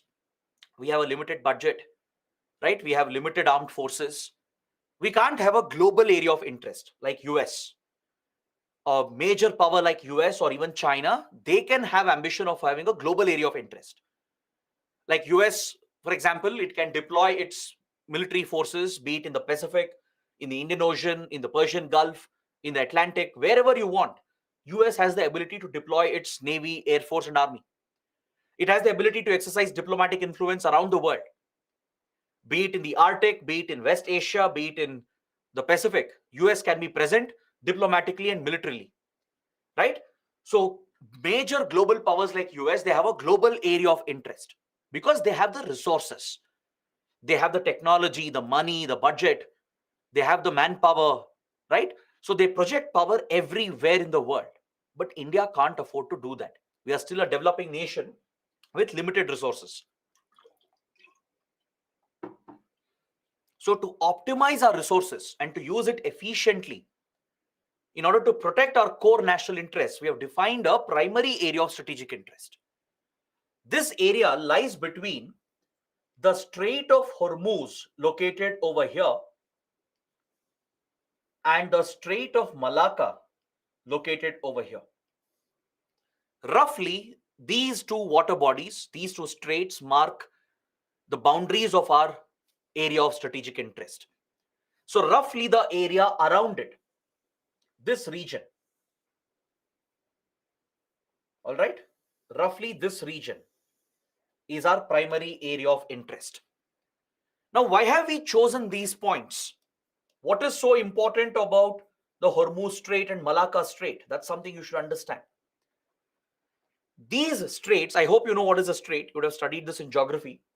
A strait is a narrow water body that's connecting two larger water bodies. Like, look at the image here, the zoomed image. Hormuz Strait connects the strategic Persian Gulf with Gulf of Oman and Arabian Sea. Now, this is a critical shipping lane. It's one of the most important sea lanes of communication. It's one of the most important shipping routes, especially with regard to oil shipments. Because all your oil exporting countries, all the major oil exporting nations are present around the Persian Gulf, be it Iraq, Kuwait, Bahrain, Qatar, Saudi Arabia, UAE, and Oman, right? They're all centered around the Persian Gulf. All the oil shipments here passes through the Hormuz Strait and reaches Arabian Sea and the Indian Ocean, right? Iran is also a major supplier. So given this importance for global oil markets and the energy security of India, Hormuz Strait and its stability is critical for us because there are a lot of tensions present here. This is a choke point. It's a maritime choke point. It's a strategic choke point. There are so many tensions here that it might result in a blockade of the strait. There are tensions between US and Iran, Israel and Iran. Until recently, there were very serious tensions between Saudi Arabia and Iran. There are many civil wars going on, conflicts going on. There are many terror groups present in this region. One conflict, one attack might result in the disruption of shipment through Hormuz Strait. Or some powerful navy, like American Navy or Saudi armed forces or Iranian forces, they might block the Hormuz Strait to put pressure on the other country. Any such blockade will destabilize India. It will disrupt oil shipments. Oil prices will shoot up. Our import prices will increase. It will destabilize our economy and bring our economy to a standstill. So we have a great deal of dependency on Hormuz Strait. Similarly, to the east of India, the Malacca Strait is critical for India. It connects the Indian Ocean with the Pacific. It's another important shipping route that connects Andaman Sea and Bay of Bengal with South China Sea and forms a connection between Indian Ocean and the Pacific Ocean. It's the most preferred shipping route that's present between Singapore and Indonesia. It's another strategic choke point. A lot of trade passes through Malacca Strait. Of course, you have other straits like Sunda Strait, Lombok Strait over here, but they are not preferred for shipping. It's not the ideal route. There are challenges for navigation through Sunda Strait and Lombok Strait. The most preferred shipping route here is the Malacca Strait. All right? Just like Hormuz Strait between Iran and UAE is critical for oil shipments from Persian Gulf to Arabian Sea, Similarly, Malacca Strait is critical for global trade. Large part of global trade passes through Malacca Strait. Lot of India's exports imports passes through Malacca Strait. And this is another choke point. Tensions between India, China, US and China might result in a blockade of Malacca Strait. This sea lane of communication might be blocked out, causing disruption that threatens India's economic stability and security. That is why these two choke points have been chosen as the reference points to define our primary area of interest. So the whole region around it, from Suez Canal in Egypt, there's another strait here, the Bab el Mandeb Strait. Bab el Mandeb Strait that connects the Red Sea with Arabian Sea. See, this here is Red Sea. This is your Red Sea. All right. Suez Canal connects Red Sea with Mediterranean Sea over here. All these are major shipping lanes. So Suez Canal in Egypt connects Mediterranean with the Red Sea. Red Sea is connected with the Arabian Sea over here through Bab el Mandeb Strait. This is the Bab el Mandeb Strait. Then the whole region here from South Africa to East Africa,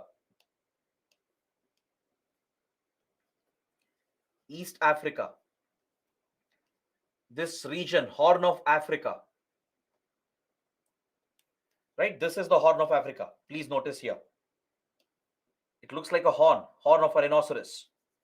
This is the Horn of Africa region. So East Africa, Horn of Africa, then Southern Africa, Indian Ocean, then Southeast Asia, all right, West Asia, and as well as Central Asia. These are the primary areas of interest for India. This is our immediate neighborhood, right? It not only includes South Asia, which is our immediate neighborhood, but the extended neighborhood is present here, right? West Asia, Central Asia, Southeast Asia, Indian Ocean, Horn of Africa, East Africa, and Southern Africa. They are the key elements for Indian economy and its stability. We have historical ties with these regions, civilizational links with them. Today, our economy, our security is dependent on all these regions, which are part of our extended neighborhood. Roughly, it covers a diameter of around 2,000, 2,500 kilometers around India. Roughly. All right. So this block that you're seeing here, this is our primary area of interest. This is where Indian government agencies prioritize their resources and their budget. Be it Ministry of External Affairs, be it the Armed Forces of India, be it DRDO, ISRO, all these agencies, they focus on this region first. Right? In the satellites we develop, in the missiles that we develop, in the military modernization of India, the kind of aircraft carriers and vessels we procure, the submarines we procure, the aircrafts we procure, they're all procured keeping in mind the primary area of interest, which is between Hormuz Strait and Malacca Strait. Got it? This is the last key concept I wanted to explain as part of the first chapter. So this completes my detailed discussion. I hope you guys have liked it. Now I think we can take a short break. Let's take a 15 minutes break. It's almost 7:50. Let's come back at 8:05. All right, refresh yourselves, take a 15 minutes break, but please come back at sharp 8:05, because after the break, I'll be taking up the next chapter, India and its neighborhood. We'll be focusing on our relations with our neighboring countries. We'll pick countries one by one. All right. First, I'll give you a basic overview about South Asia, where India is located. We'll just have a small discussion on our neighborhood, where India is located. Then we'll start with our relations with our neighboring countries. Right? So I'll see you back at 8:05 in 15 minutes. I'll take some questions as well. Got it? So let's meet at 8:05 and continue the discussion.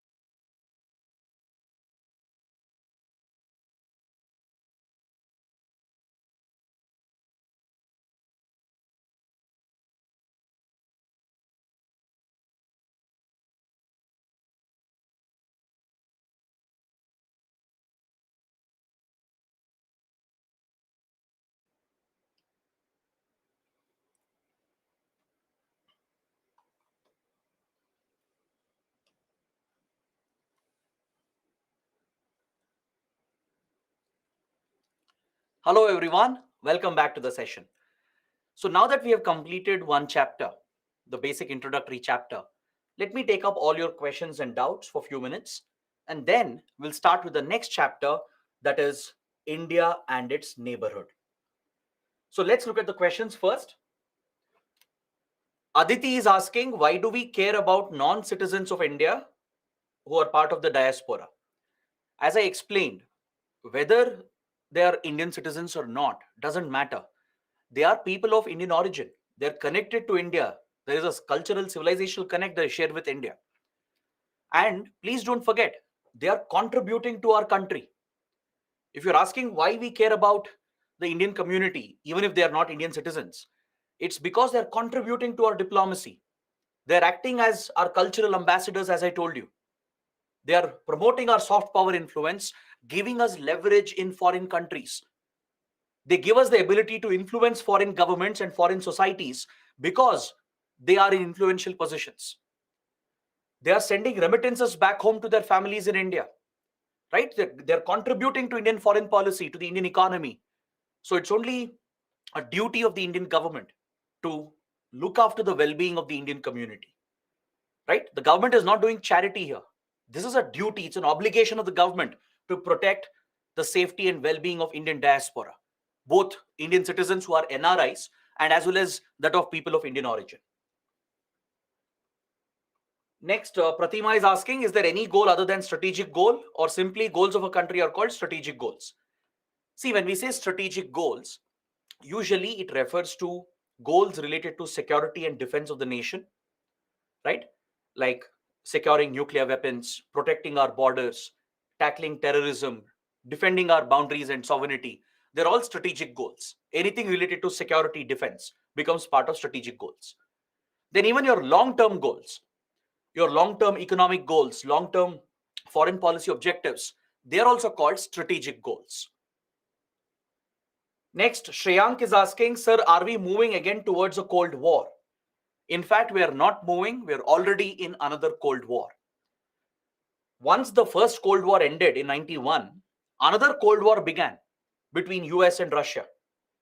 Then with the rise of China from early 2000, right, that's in the last 20 years, a Cold War rivalry has again started between US and China.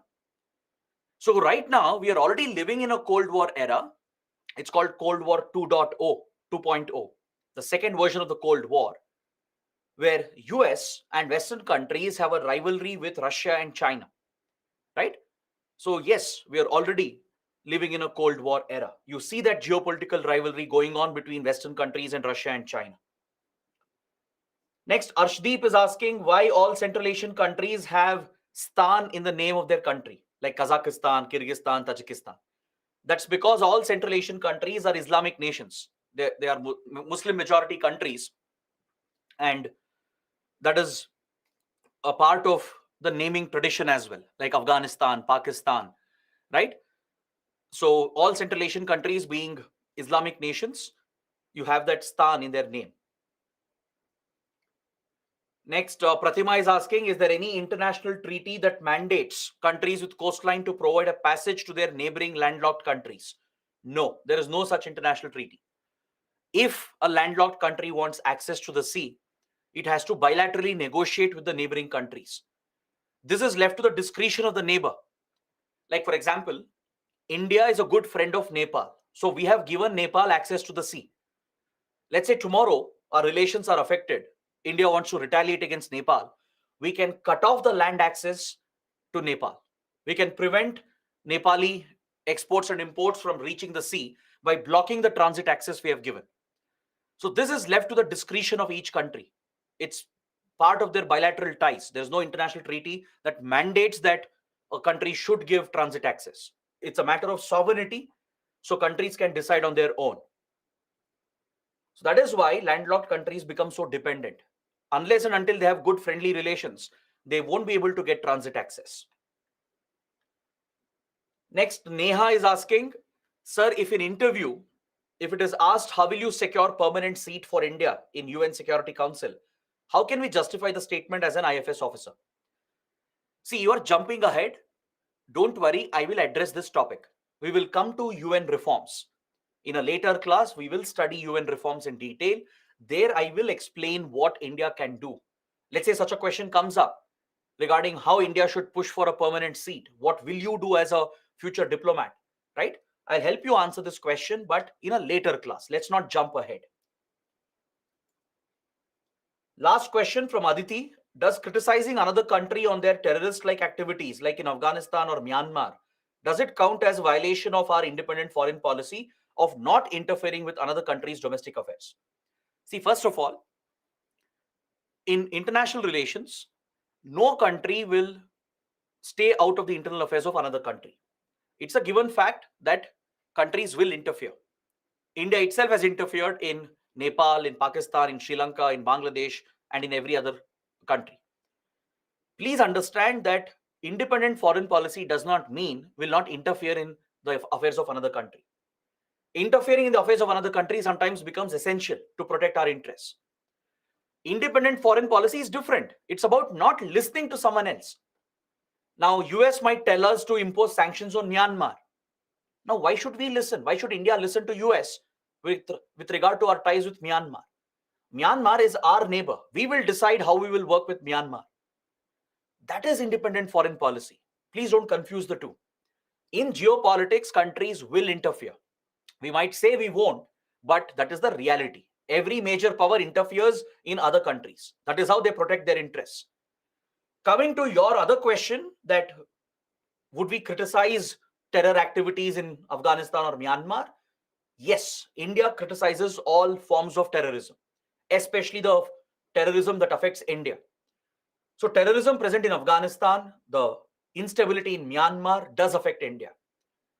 For example, the current crisis in Myanmar, the political security crisis in Myanmar, has a connection with the ethnic violence you have seen in Manipur. The two are connected. So obviously, we are concerned about the developments in Myanmar. We will express a position, a stand on that. The presence of terror groups in Pakistan and Afghanistan is a direct threat to India. So we do criticize that. We do take a direct stand. That is not a violation of our independent foreign policy. Independent foreign policy is deciding for ourselves. We will decide what is good for us. We will follow a policy that is good for our country, for our national interests. We will not listen to someone else. We will not blindly follow the orders of another country. That is called independent foreign policy. Next, Abhishek is asking, is hegemony a soft power? No. Please understand the meaning of hegemony. Hegemony means domination. Hegemony is where one big country, one powerful country, is imposing itself on a small country. Like US being a global power, imposing itself on small countries. Or sometimes India imposing itself on small neighboring countries. That is called hegemony. Hegemony, the word itself, means it's by force. You're dominating over another country, forcing another country to change their behavior. So that it can't be soft power, right? So hegemony is about domination, forcing others. It can't be soft power. Adarsh is asking, as all nations follow their own interests all the time, how do countries cooperate with each other? See, countries will cooperate with each other when they have common interests. See, every country, they do follow their national interests all the time. That is how it should be. Nothing wrong with that. As I told you, international relations is a little selfish, right? Countries look after their own self. I wouldn't say selfish. Even selfish is the wrong word. I would say countries are looking after their own self-interest. Nothing wrong with that. We all do that, right? At an individual level, all of us, we look after our self-interest first. Our family's interests, our society's interests, our community's interests, our country's interests. The same happens here as well. So when countries are looking after their self-interest, doesn't mean they can't cooperate. We can cooperate when you have common interests. Like, for example, India, Bangladesh have a common interest. We both benefit by connecting our countries, by connecting our roadways, railway lines, and water networks. Both India, Bangladesh will benefit economically. So it will serve the self-interest of both India and Bangladesh. So we will cooperate. We will sign a trade agreement with Australia, UAE, or another country to boost the trade between the two countries. It will benefit both the countries. That's a common interest. We will work with US in the defense domain, in the technology domain, because both the countries will benefit. So when you have common interests, those are the countries which align together. Those are the countries that work together. So it doesn't mean that when countries are following self-national interests, they don't cooperate at all. They do cooperate. That's what friendships are all about. Friendships are built on common interests. All right. So guys, these are the questions. We have spent a good 10 minutes on it. Now let's get back to the discussion. Let's start with the next chapter. In the next chapter, I'll be starting with the region-based approach, as I mentioned at the beginning. We'll be starting with South Asia, where India is located. This is India's neighborhood. This is where India is geographically located, and we share land and maritime borders with our immediate neighbors. So in this chapter, we will thoroughly examine our ties with our neighboring countries in detail. We will spend a lot of time on this region. This is the most important topic to understand India's foreign policy. In this chapter, we'll not only cover our relations with our neighbors, we will be covering many related topics as well. Is that clear? So we will study our ties with Pakistan, Afghanistan, China, Nepal, Bhutan, Bangladesh, Sri Lanka, and Maldives. These are the 8 neighboring countries of India. Got it? Yes, even Afghanistan is a neighbor of India because we claim the whole state of Jammu and Kashmir as it existed in 1947. That is the correct position of India. It is Pakistan which has illegally occupied our territory. That is why we don't have a border with Afghanistan on the ground in reality. But to justify our position, our claim over the occupied areas, we should continue claiming that we have a boundary with Afghanistan. We share a border with Afghanistan. That's why if you look at the official map of India, if you look at government documents, if you look at India yearbook, you will notice that the government says India has a 96-kilometer border with Afghanistan near Wakhan corridor. It means that we are claiming this territory that Pakistan has occupied. Pakistan has illegally occupied these territories from India. So technically speaking, and from India's point of view, Afghanistan is a neighbor of India. Right? On the ground, we may not have a direct boundary. Right? This whole area, Pakistan has occupied it. We can't connect with Afghanistan directly. But we still claim Afghanistan is a neighbor because that is how we justify our claims over the occupied areas of Kashmir. So all these 8 countries will be covered in detail. Now, before I continue, I want to explain one very important point. Today, if you look at South Asia and the geopolitics of South Asia, you will notice that the region is very volatile. There are a lot of tensions, disputes, and divisions. Across South Asia, there is large-scale communal polarization on religious lines. There is a strong religious divide in the region, right? In Pakistan, in Bangladesh, in India as well. There is a strong communal divide. There are ethnic divisions in Sri Lanka, in Myanmar. Myanmar is also our neighboring country. Please don't forget. Myanmar is not a South Asian country. It's a Southeast Asian country. Is that clear? Geographically, Myanmar is a Southeast Asian country, but it's an immediate neighbor of India. So we will cover this under the same chapter, India and its neighborhood. Got it? China as well is not part of South Asia. China is an East Asian country. But still we'll cover this because China is our neighbor. The chapter is India and its neighborhood. So with focus on South Asia, we'll cover all the neighboring countries. And the first thing we notice here in this region is that the region is volatile, filled with tensions, disputes, divisions, and conflict. The region has a history of conflict and wars. The region is devastated by terrorism, insurgency. Even economically, the region is affected by poverty, poor development, and lack of connectivity. There is very little connectivity between these countries.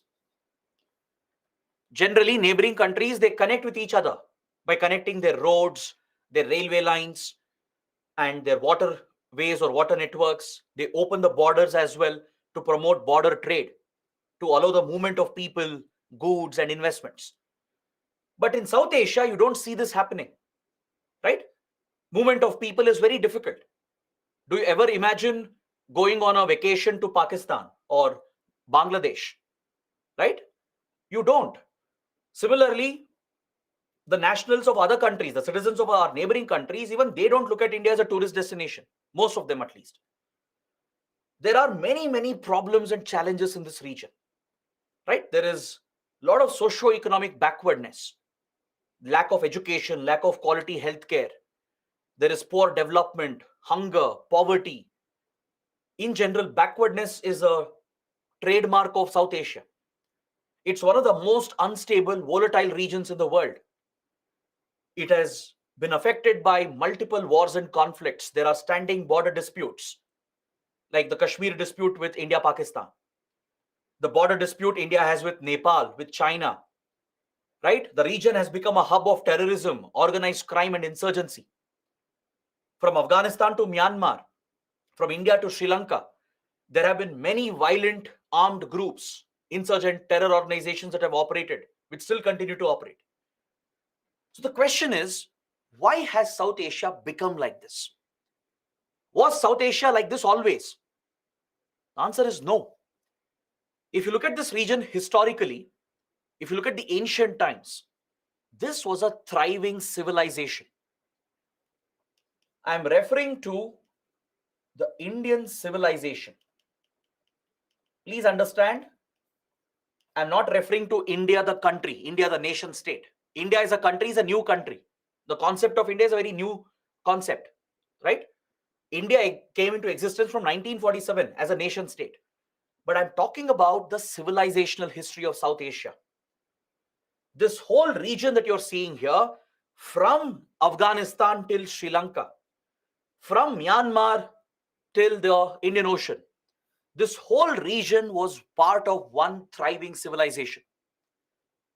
Just like the Greeks, the Romans, the Egyptians, the Chinese civilization, and other major civilizations of the world, the Indian civilization, which has its roots in the Indus Valley, right, has always been a progressive and a thriving civilization.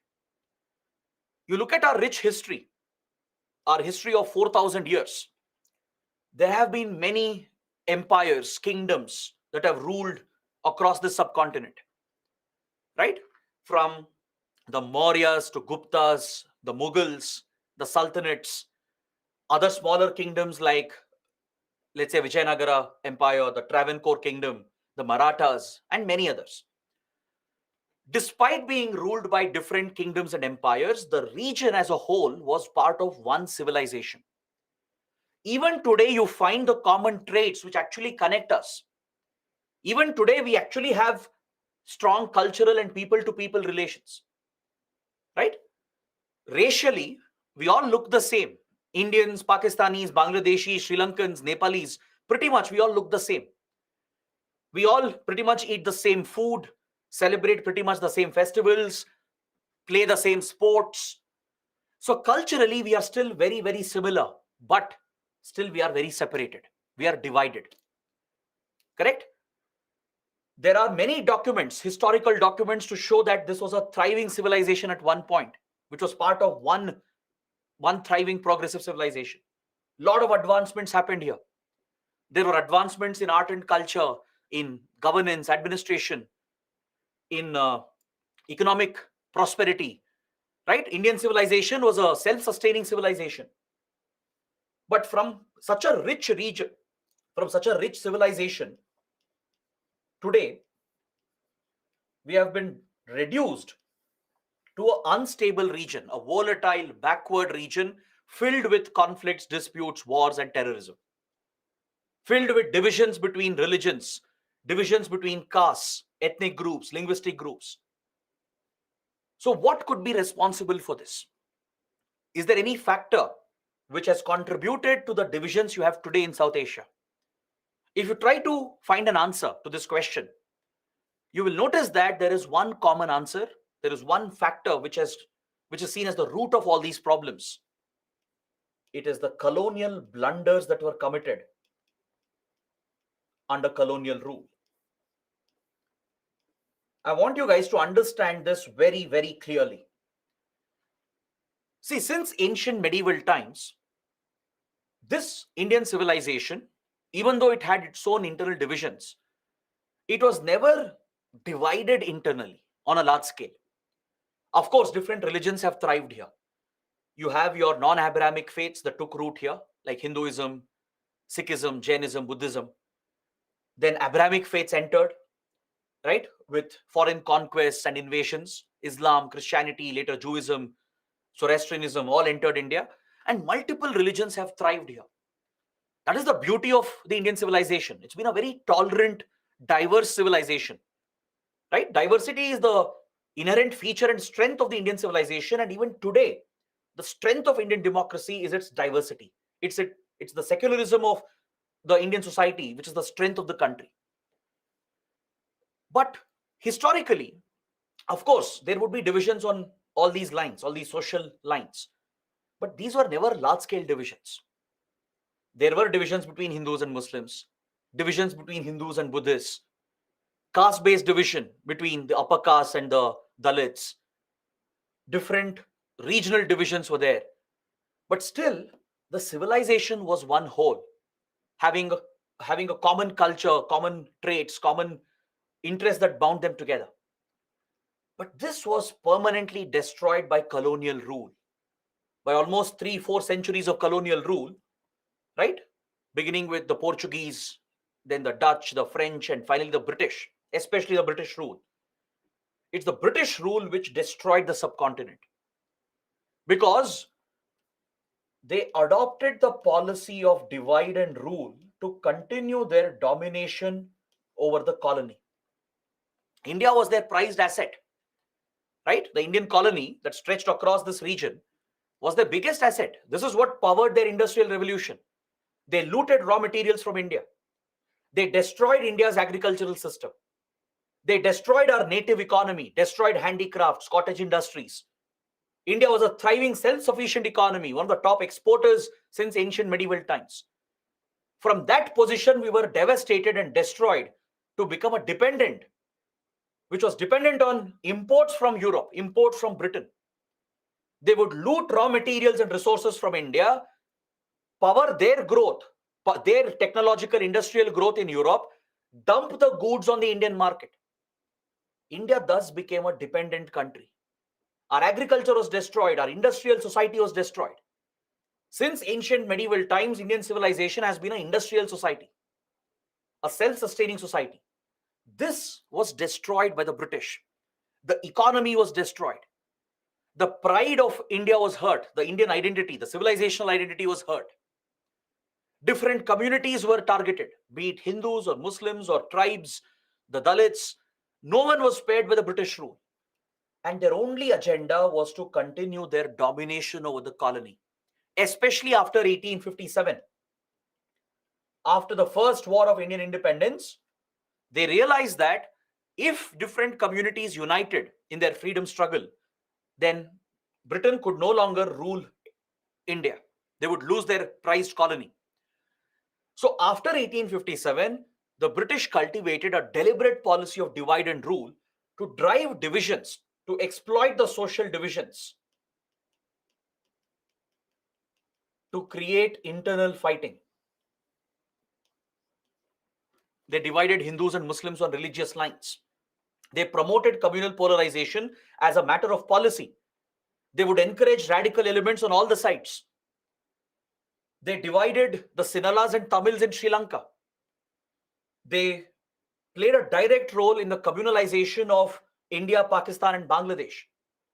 Today, if you find strong communal divisions in India, Pakistan, and Bangladesh, it's because of colonial policy of divide and rule, where they divided the Hindu-Muslim communities. The border disputes you have, the wars which have happened, the terrorism that you see here, they all trace back to colonial origin, the colonial blunders that were committed. Is that clear? Now, this is a key point, a very important analysis that I want you guys to understand before I start with the chapter. Because in the next topic, right, we'll start with bilateral relations. I'll pick one neighboring country after the other, like Nepal, then Bhutan and others, and we'll discuss all the neighboring countries. In every chapter, you will notice that the major issues and conflicts of today, they're all of colonial origin. Be it the Kashmir dispute that we have with Pakistan, the border dispute with China, the issues we have with Nepal, the issue of terrorism and communal divisions, problems in Myanmar, problems in Sri Lanka, problems in Bangladesh, they all have a common root, which is the disastrous policies of British rule in India. Is that clear? You will see this pattern throughout this discussion, throughout this chapter. All right? So that is the introduction I wanted to give. With this, we can start with the first bilateral relation of India with our neighbor Nepal. I'll be starting with the Himalayan countries. Let us look at the Himalayan states, that is Nepal and Bhutan. Today and tomorrow, we are going to understand India's relations with these two important Himalayan states, that is Nepal and Bhutan. Let's begin with India-Nepal relations. Now, I want you guys to concentrate. I hope all of you have kept a book, writing down some key points as short notes. Also, keep an atlas with you, right? If not today, at least by tomorrow, try to get an atlas or even use Google Maps if you're comfortable with it. Because maps are very, very important in international relations. Geopolitics, we just studied, it's all about geography. To understand the history of a place, the politics of a place, the economy of a place, geography is everything. All right? So in every chapter, I'll be using a lot of maps. I'll be marking some key locations. All of this is very important for your prelims and even for your general understanding. You'll not get a deeper understanding of the topic without being strong in map reading. So please focus on this. Let's start with the strategic location of Nepal. As far as India is concerned, Nepal, even though it's a small country, right? It's a strategic country for us because of its geographical location. As I mentioned, it's a Himalayan state. And you can see here in the map, it is sandwiched between the two major Asian powers, India and China. That is why Nepal occupies a strategic location. Is that clear? It is sandwiched between India and China. Now, please note down the Indian states that share the international border with Nepal. This again is important for your prelims. UPSC might ask a prelims question. Which of the following states share borders with Nepal? Similarly, for all neighboring countries, you should prepare. You should know the neighboring states, the border states of India, which share the international boundary with our neighbors like Pakistan, Bhutan, Bangladesh, Myanmar, and China, and Nepal. All right? Please look at the map.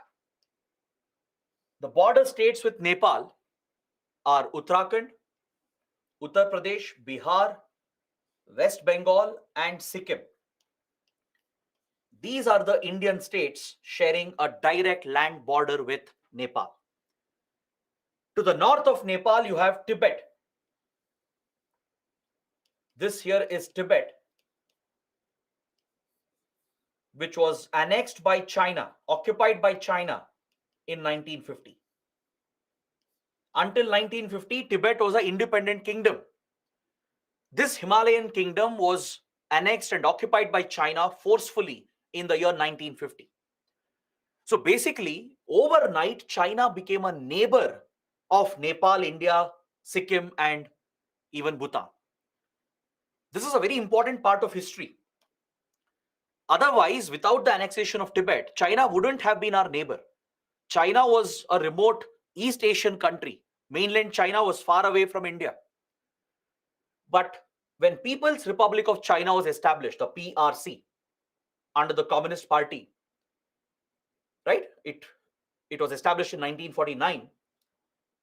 Immediately after its establishment, the PRC, the People's Republic of China, as it's officially known, it started displaying expansionist behavior. It became an aggressive power. It showed tendency to expand its territory by occupying others' territories.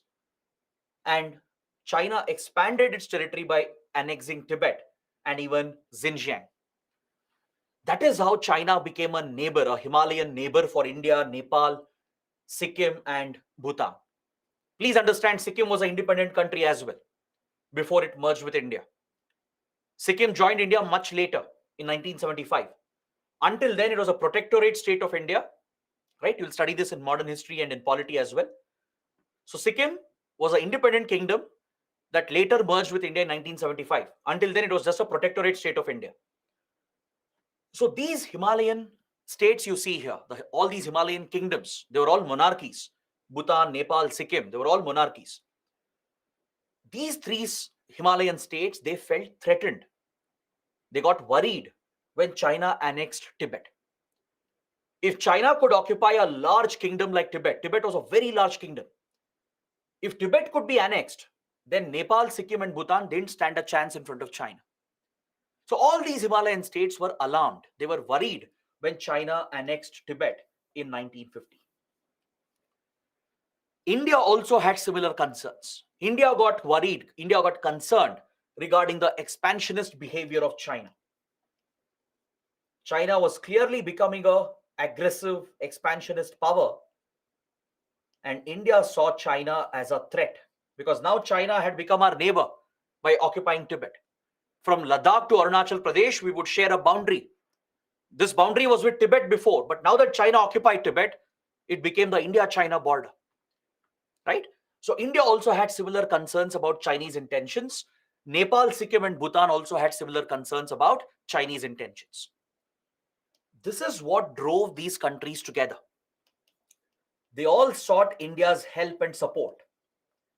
Nepal, Bhutan, and Sikkim, which was also an independent protectorate state, they all perceived a common threat from Chinese aggression, and they sought India's help and assistance, particularly to defend their territory. Because they couldn't stand up against Chinese aggression. They knew they didn't have the resources. But India was a large power, a large country, right?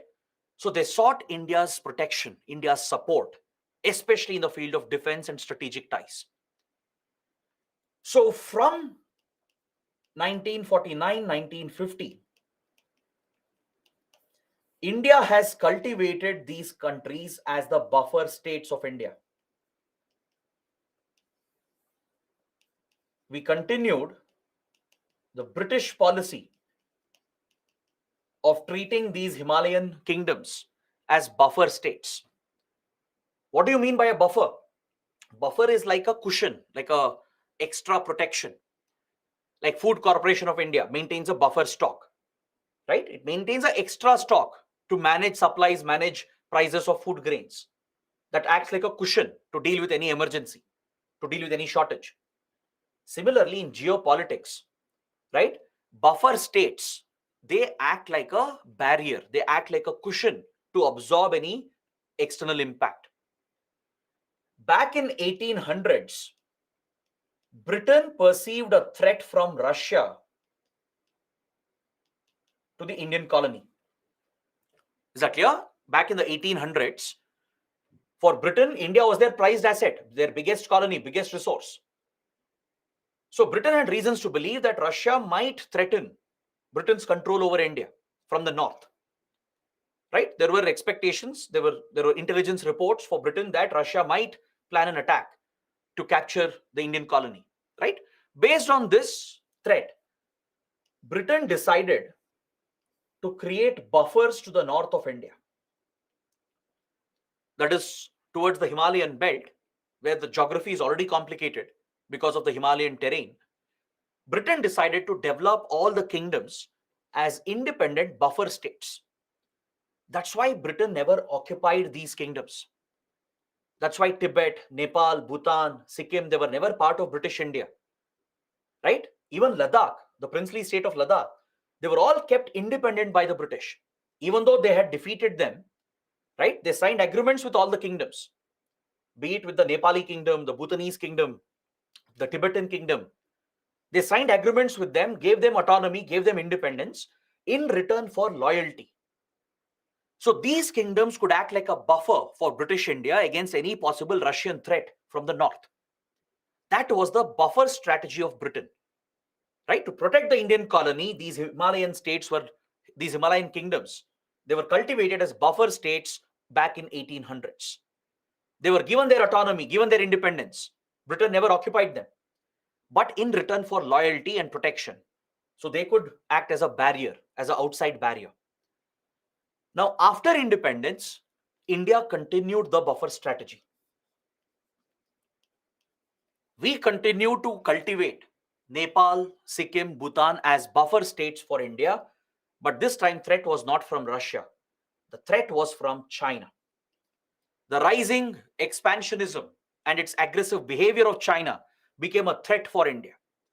All the small Himalayan kingdoms, they ran to India for help and protection because they feared Chinese aggression.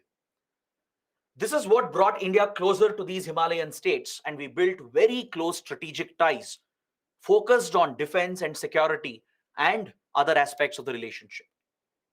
So we do share a very, very close relationship with Nepal. Is that clear? Now, let me tell you something else about the geography of Nepal. Please make a note. If you look at the physical geography of Nepal, the Himalayan mountains are largely present in the north and central parts of Nepal. All right? This is the mountainous area, the Pahadi region. The Pahadi region, where you have the mighty Himalayan mountains that acts as a barrier, a geographical barrier that cuts off the subcontinent from China and Central Asia. All right? So the people who reside here, the ethnic groups who are found in the hilly areas, they are called the Pahadis, the Pahadi community. And Pahadis have been dominant in Nepal. They are the dominant class. Understood? Pahadis are the dominant class here. See, until recently, Nepal was a monarchy. It was ruled by a king. And it was also a theological state. Meaning, I hope you know what's a theological state. Meaning the state had an official religion. Any country which has an official state religion, that's called a theological state. Like Pakistan. Pakistan is an Islamic nation. Similarly, Nepal was a Hindu state, the only Hindu state in the world. So it was a theological monarchy. So the Pahadis from the Himalayan belt, they have been close to the royal family. So they are the dominant class in Nepal. Even today in Nepal's politics, in Nepal's society and economy, it's the Pahadis who are always dominant. All right? So this is the geography in the north of Nepal. You have the Himalayan terrain, the Pahadi region, which is a very difficult geography. So it's not easy to create infrastructure, not easy to carry out construction because of the Himalayan geography. And here you have a community called the Pahadis, who are the dominant class, who have been historically close to the monarchy, to the royal family. In southern Nepal, that is over here, this belt, which I'm highlighting, the southern part of Nepal, this is called the Terai region or the Terai belt. Is that clear? The Terai belt or the Terai region. This is the plain area, the plains of Nepal. It extends from Nepal towards India, that is towards UP and Bihar. The Terai of Nepal, the Terai region, the plain area of Nepal in the southern parts of the country, extends into India towards UP and Bihar. So here in the Terai, you find a community called the Mades community, the Madesi people or Madesis. Madhesis are very, very close to India. Madhesis are Nepalese essentially, found in the Terai region. But they are very close to India because they share marital, familial relations on the other side of the border. The Madhesis of Nepal, they marry into families on the Indian side. They establish a marital relationship by marrying into Indian families. Is that clear? In the border villages of UP and Bihar, in the Terai, the families are connected across the border. So Nepali Madhesis are closely connected. There is a familial relationship, marital bond formed through marriage between the border villages of India in UP, Bihar and the border villages of Nepal. So Madhesis are a common connection for us. But Madhesis have always felt oppressed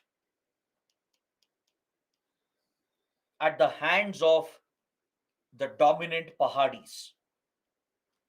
There is a divide in Nepal between Madhesis and the Pahadis.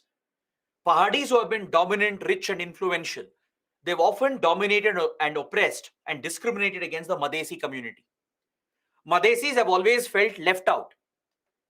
Madhesis have felt they haven't got equal representation, equal opportunity. And there is a constant divide in Nepal between Madhesis and the Pahadis. Is that clear? Please understand this aspect of geography of Nepal, the physical and human geography of Nepal. This is what defines the politics of Nepal and directly influences our relations with the country. Understood? That is the essence of geopolitics. Now, let's look at the next slide here. Please look at the map that I've shared on the other side, on the right corner, right top corner. You can notice that Nepal is a landlocked country. As I mentioned earlier, it's a landlocked nation surrounded by India and China, correct? Now, Nepal has a great deal of dependency on India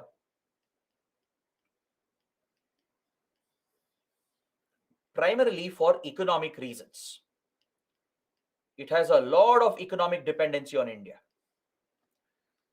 So India has recognized this dependency of Nepal, and in order to cultivate good relations, we have given sea access to Nepal. That is, Nepali goods can pass via Indian territory. Nepali traders, they can make use of Indian territory from across the border. They can carry their goods through Indian territory to the ports of India located on the east coast, like Kolkata, Paradip, Vishakhapatnam. These eastern ports of India, they have been opened for Nepal. We have given them transit access via Indian territory, Indian land, and they can use the Indian ports to trade with rest of the world. Is that clear? So Nepal's economy is heavily dependent on India. Even essential supplies are largely sent from India. Nepal has a very limited economy. It's a very poor country. It's a backward country as well. It has faced a lot of challenges in the past, political challenges, social challenges, right? So its economy is not very strong. Nepal has a very weak economy. It suffers from poverty as well. And it's affected by disasters, multiple disasters, especially earthquakes, landslides, floods, because Himalayas is very vulnerable to disasters. Just yesterday, there was a major earthquake in Nepal, which affected India as well, right? You might have read that in news.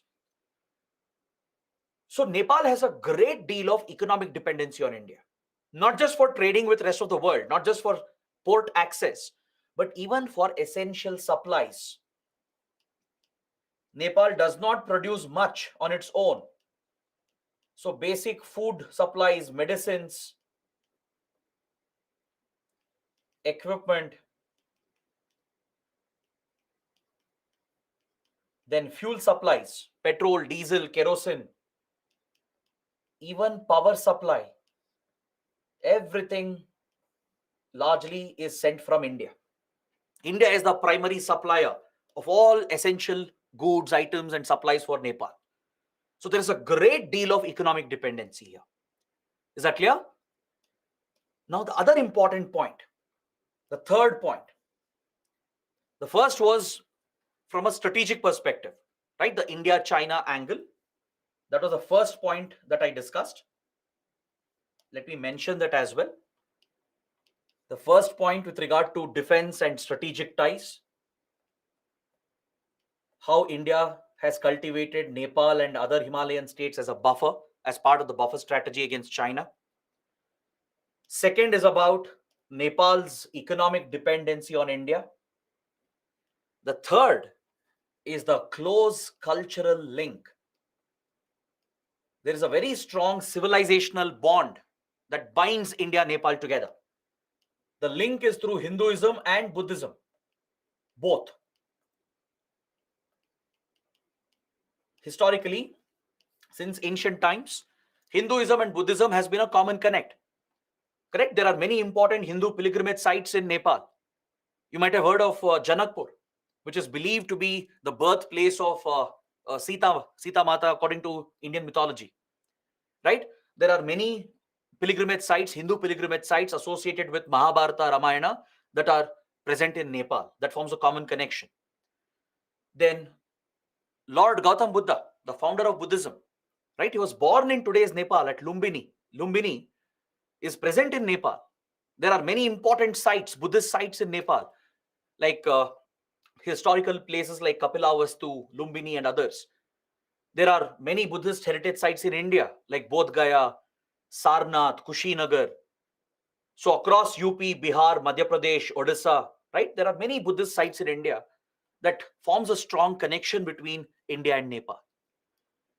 So through Hinduism and Buddhism, the people of two countries have been very closely linked and connected since historical times. This people-to-people relationship, it predates the nation state of India and Nepal. Even before India and Nepal were created, much before that, hundreds of years ago, this close cultural and civilizational bond and link existed between the people of both the sides. Is that clear? So given these connections, it was very essential to build a strong relationship. And that is why India and Nepal have established a system of open borders. This is one unique aspect about the relationship. India and Nepal have fully open borders. This is the only open border of India. Now, what do you mean by open border? I'm sure many of you may not know this. An open border means there are no border controls. When you try to cross the border to another country, you'll always have border controls. There will be security forces guarding the border. There will be immigration checks at ports of entry, like airports, seaports, and land ports. Only those who have a valid visa issued by the other country, only they are allowed entry into the other country. Now, let's say you want to go to US to study or as a tourist. You think US will simply allow you inside their country? No, they won't, because there is a hard border between India and US. There is a hard border between India and Pakistan, India and Sri Lanka, right? There are security checks. There are security forces who keep a check on the movement of people, goods, etc. There is a visa process. You have to obtain legal visas to gain entry into the other country. That's what you mean by border controls. But countries which are very close to each other, which are close friends, which have a lot of trust on each other, they will eliminate border controls in order to provide for free movement. To provide for free movement of people, goods, and vehicles. This is a unique system we have created to nurture the close people-to-people connections that we have, the deep-rooted civilizational relationship that we have with Nepal. So Indians can enter Nepal without a visa. You don't need a visa. You don't even have to carry your passport, right? A basic identification, filling few forms is enough. you'll be given entry into Nepal. Similarly, Nepalis can enter India without a visa. We don't have hard border controls. Even the security forces, they are under restrictions.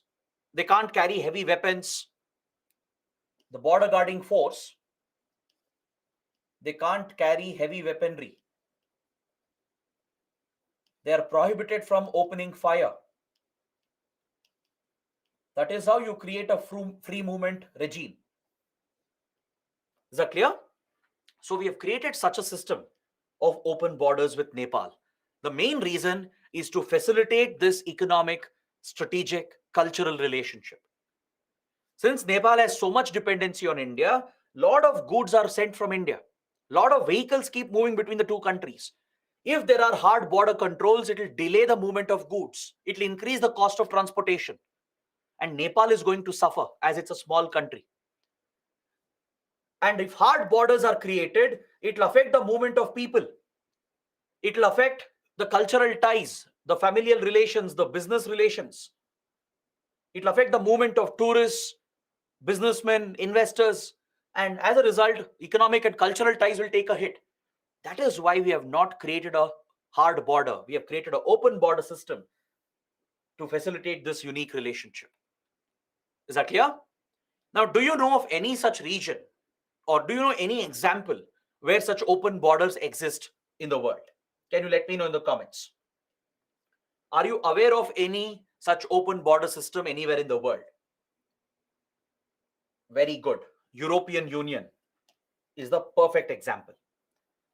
The European Union also has an open border system. Have you heard of the Schengen visa? Right? European Union countries, EU members, they have an agreement called the Schengen Agreement. So those who are part of the Schengen zone, they have a common visa system called the Schengen visa.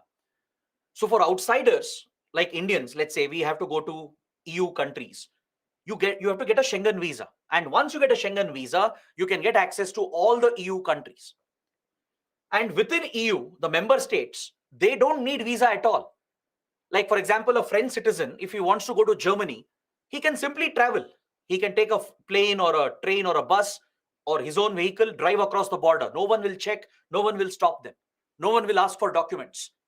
That is the true open border system that provides for free movement of people, goods, services, investments, and vehicles. That is how you promote integration, regional integration through your foreign policy. So such a special arrangement exists between India and Nepal to promote the close economic, strategic, cultural ties. In fact, there is a joke amongst Indian diplomats. They say that India-Nepal relationship is like roti beti ke sambandh. Informally, they joke about India-Nepal relations. They say that it's a roti beti ke sambandh, meaning roti means bread. Roti means bread, which is a reference to livelihood. Beti here refers to the marital bond created through marriage, where Madesi men from Nepal marry girls from Indian villages from UP and Bihar in the Terai belt. Right? It shows that Nepalis are dependent on India for their education, for their jobs, for their livelihood. You see that many Nepali students are settled in Indian cities, studying in Indian colleges, Indian universities. They can even compete in our government exams, including your UPSC exam. Indian Army has a dedicated regiment, the Gorkha Regiment, where Nepali Gorkhas are given preference. Right? In various government examinations held by the government of India, Nepali nationals are eligible. We have given national treatment. We have extended national treatment to each other, to the citizens of both countries. In almost every major Indian city, town, Nepali workers can be found. Right? They take up various jobs, various employment in the country, and that is their big source of livelihood because Nepal does not have enough job opportunities. So Nepali citizens, they depend on India for education and as well as for jobs and livelihood.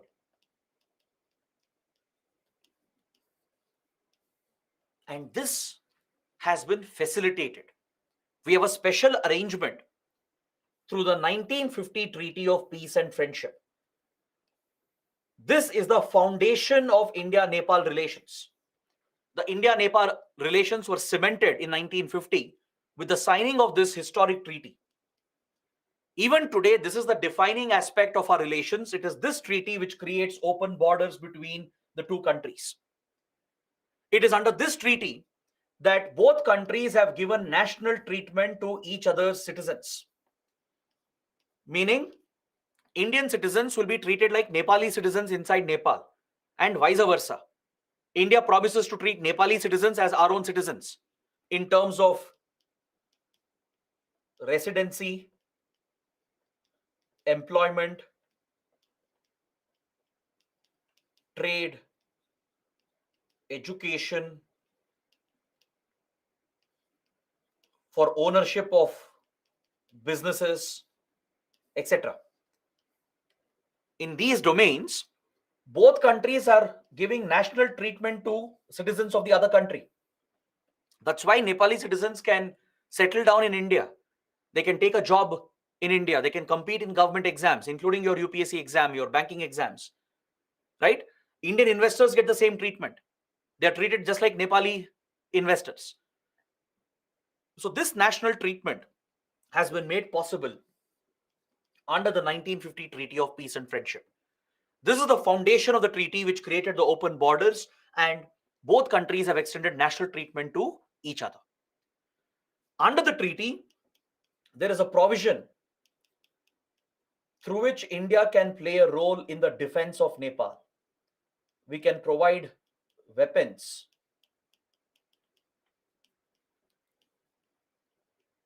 and play a role in the security of Nepal. In fact, there was a point where Indian troops were stationed in Nepal back in 1960s, right? When Nepal was threatened by China, when Nepal faced a threat from China, Indian troops were present. We would provide them military training, supply weapons to them. We would even jointly patrol the border between Nepal and China. So close military relations have formed. Both sides have promised under the treaty to respect each other's sovereignty, each other's territorial integrity. They have agreed to open up their borders. They have agreed to give each other national treatment. So this treaty is the foundation of this relationship. Is that clear? Now, before I proceed any further, does anyone know which is the border guarding force of India that is responsible for protecting this border with Nepal? We have deployed a specific force. A specific border guarding force is deployed here. Do you know which force is it? Some are saying BSF, ITBP. Both are incorrect. Hariom and Naman. Only two of them. And Kamlesh, Shubhajit, Akanksha. Only these students have got the right answer. The border guarding force is SSB, the Sashastra Seema Bal. SSB is the designated border guarding force from India to protect the India-Nepal border. They are restricted from carrying heavy weapons and opening fire, but it is their responsibility to deal with all the security threats and maintain the stability and security of this sensitive border. All right. So now that you know what is the basis of India-Nepal relations, let us proceed with the discussion. Let's look at the other aspects of the relationship, especially the modern relations that have developed between India and Nepal. Now, before I start talking about the recent developments of the last 20 years, I want you guys to have a basic overview of the historical relations. As I mentioned, Nepal was a theological monarchy from 1947 to 2006. That is from India's independence. I'm taking India's independence as a reference point because Nepal's independence predates that. It was always an independent kingdom even under the British. The British never annexed Nepal, right? So Nepal had maintained its independence, and since India became independent, both countries established very close, friendly relations. India was very close to the monarchy. The Rana dynasty, the Rana clan was the royal family which ruled Nepal, the Nepali kingdom, right? And it was a Hindu state, a theological state. So there was no democracy as such. It was not a constitutional democracy. It was not a secular republican state as such. It was a theological monarchy. So India was very close to Nepal. The Treaty of 1950 formed the basis, the foundation, and we provided a lot of economic assistance. From 1950s, 1960s itself, we took up many projects in Nepal. We funded many projects. We gave them military training, supplied weapons, right? And India became the key supplier of all essential items. So because of Nepal's dependency on India and the close cultural links, strong relations developed, and this remained for a very long time. Both sides trusted each other a lot. There was a lot of faith in the relationship. But for the first time, it was disrupted in 1975. In 1975, there was a disruption when Sikkim merged with India. It was alleged that the merger of Sikkim was forced by India. All right, we need not go into the details. It's all part of the historical background. The additional notes will cover these points, these factual historical points. It's not too relevant in today's context, but you should just have an idea regarding this. So when Sikkim merged with India in 1975, it was alleged that India had played a role. India had interfered in Sikkim. India had destabilized Sikkim, forcing the merger of the Chogyal dynasty into India. The Chogyal dynasty was ruling over Sikkim. The allegation was India's intelligence agency, RAW, the Research and Analysis Wing, which is India's foreign intelligence agency, was allegedly blamed for destabilizing the Chogyal kingdom that forced the Sikkim's merger with India. This was the allegation. India has denied it. But this merger of Sikkim under controversial circumstances created doubts for Nepal about India's intentions. Now, Nepal believed that if India could destabilize a kingdom like Sikkim, which is also a small Himalayan kingdom, Nepal also feared India might do the same, that India might meddle, interfere in Nepal and force its merger with India someday. These doubts and suspicions created a division, a divide in the relationship. Slowly, Nepal started getting closer to China. In 1970s, 1980s, Nepal started getting closer to China, which created the first divide in the relationship. Then, Nepal was devastated by a civil war. Nepal was hit by a major civil war led by the Nepali Maoists.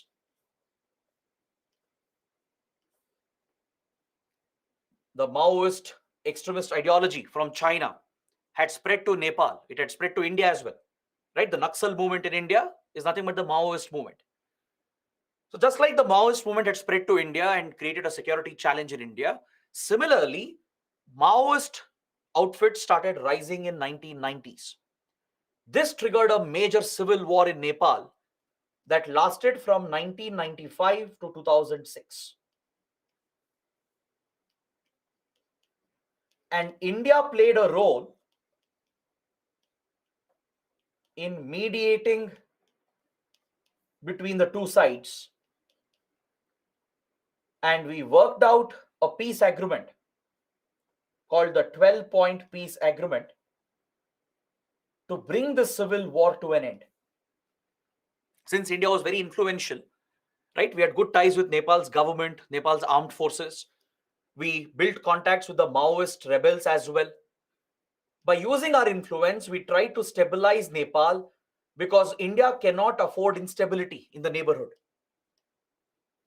There were rumors, there were allegations that the Maoist war in Nepal was sponsored by China.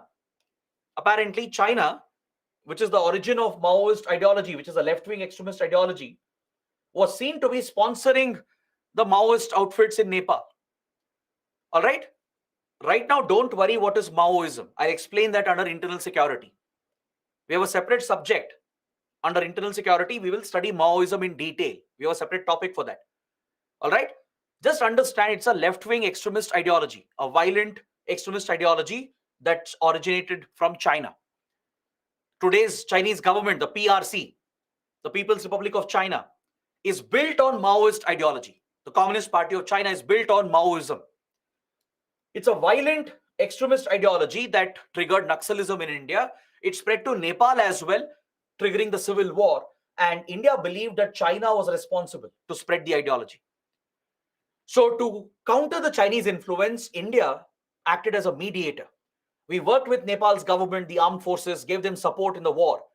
Apparently, we worked with the Maoists as well to bring them to the negotiating table. And we successfully mediated a peace agreement, the 12-point peace agreement, in 2006 that brought the civil war to an end.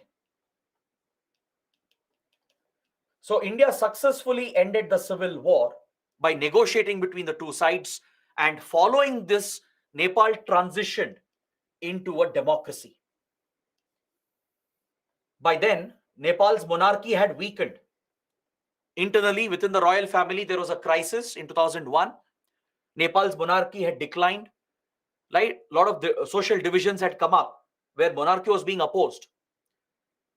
So this led to a change, a political constitutional change. And from 2006 to 2008, Nepal transitioned to become a democracy. It became a republican, democratic, secular state from a theological monarchy. All right, this was a major change that happened, and India played a direct role in this. India not only brought the civil war to an end by mediating between Nepali government and the Maoists, but we also helped Nepal in transitioning to a democracy from a theological monarchy. So this meant that now Nepal needed a new constitution. Nepal would need a new constitution to provide for these changes. Correct? A new constitution had to be drafted. This is where the problems began. From 2008 till 2015, for 7 years, the constitution making process was delayed and dragged. It took 7 years for Nepal to finalize and adopt a new constitution. It was only in 2015, in September 2015, that Nepal adopted its new constitution. But during these 7 years, from 2008 to 2015, there was a lot of chaos and turmoil inside Nepal. A constituent assembly had been set up to draft the constitution. A government also had been set up. But the problem was there was a division inside Nepal. All right? And because of this social division, the constitution making process got dragged for 7 years. There were repeated delays. Multiple changes happened in the government. Governments fell and new governments were formed. New constituent assemblies were formed. And this entire process of drafting a new constitution became very chaotic in Nepal. Now, why am I mentioning all this? Why is it relevant? It is relevant because it was alleged that India was excessively interfering in the constitution making process. India was blamed by certain sections in Nepal that India was interfering with the constitution making process and thus breaching the sovereignty of Nepal. Is that clear? So let's understand what happened. Let's understand what the issue is all about. It's a very important topic. Remember, I told you that there is a major social division in Nepal between Pahadis and the Madhesis. The Madhesis, as I told you, they felt discriminated, oppressed, and left out. They were demanding inclusive, equitable representation in the new Nepali parliament. They basically wanted the question of federalism to be addressed. The Madhesis, who have historically faced discrimination at the hands of Pahadis and the royal family, they wanted more states to be created in the Terai region. If more states are created, it will increase representation in the Nepali parliament. Understood? It will fetch them more seats in the Nepali parliament, which would give them inclusive and equitable representation to look after the welfare of the Madhesi community. This was the demand of Madhesis and as well as the Janjatis. Janjatis are the tribal communities. So the tribal communities, the Janjatis and Madhesis, they had one demand. Their demand was they wanted more seats in the new parliament, which means they will have equitable, inclusive representation. For that, they wanted more states to be created in the Terai region. If more states are created, representation will increase for Terai, which means more Madhesi members can get elected to the new parliament. This was their major demand, along with few other minor demands. But Pahadis within various political parties, they opposed these provisions. Pahadis who have dominated Nepal's politics, they wouldn't agree to the demand of Madhesis. So basically, Madhesi demands were not met. Despite repeated protests, repeated demands, their concerns were never addressed by various political parties, including Nepali Congress, the Communist Party of Nepal, and other factions of the Communist Party.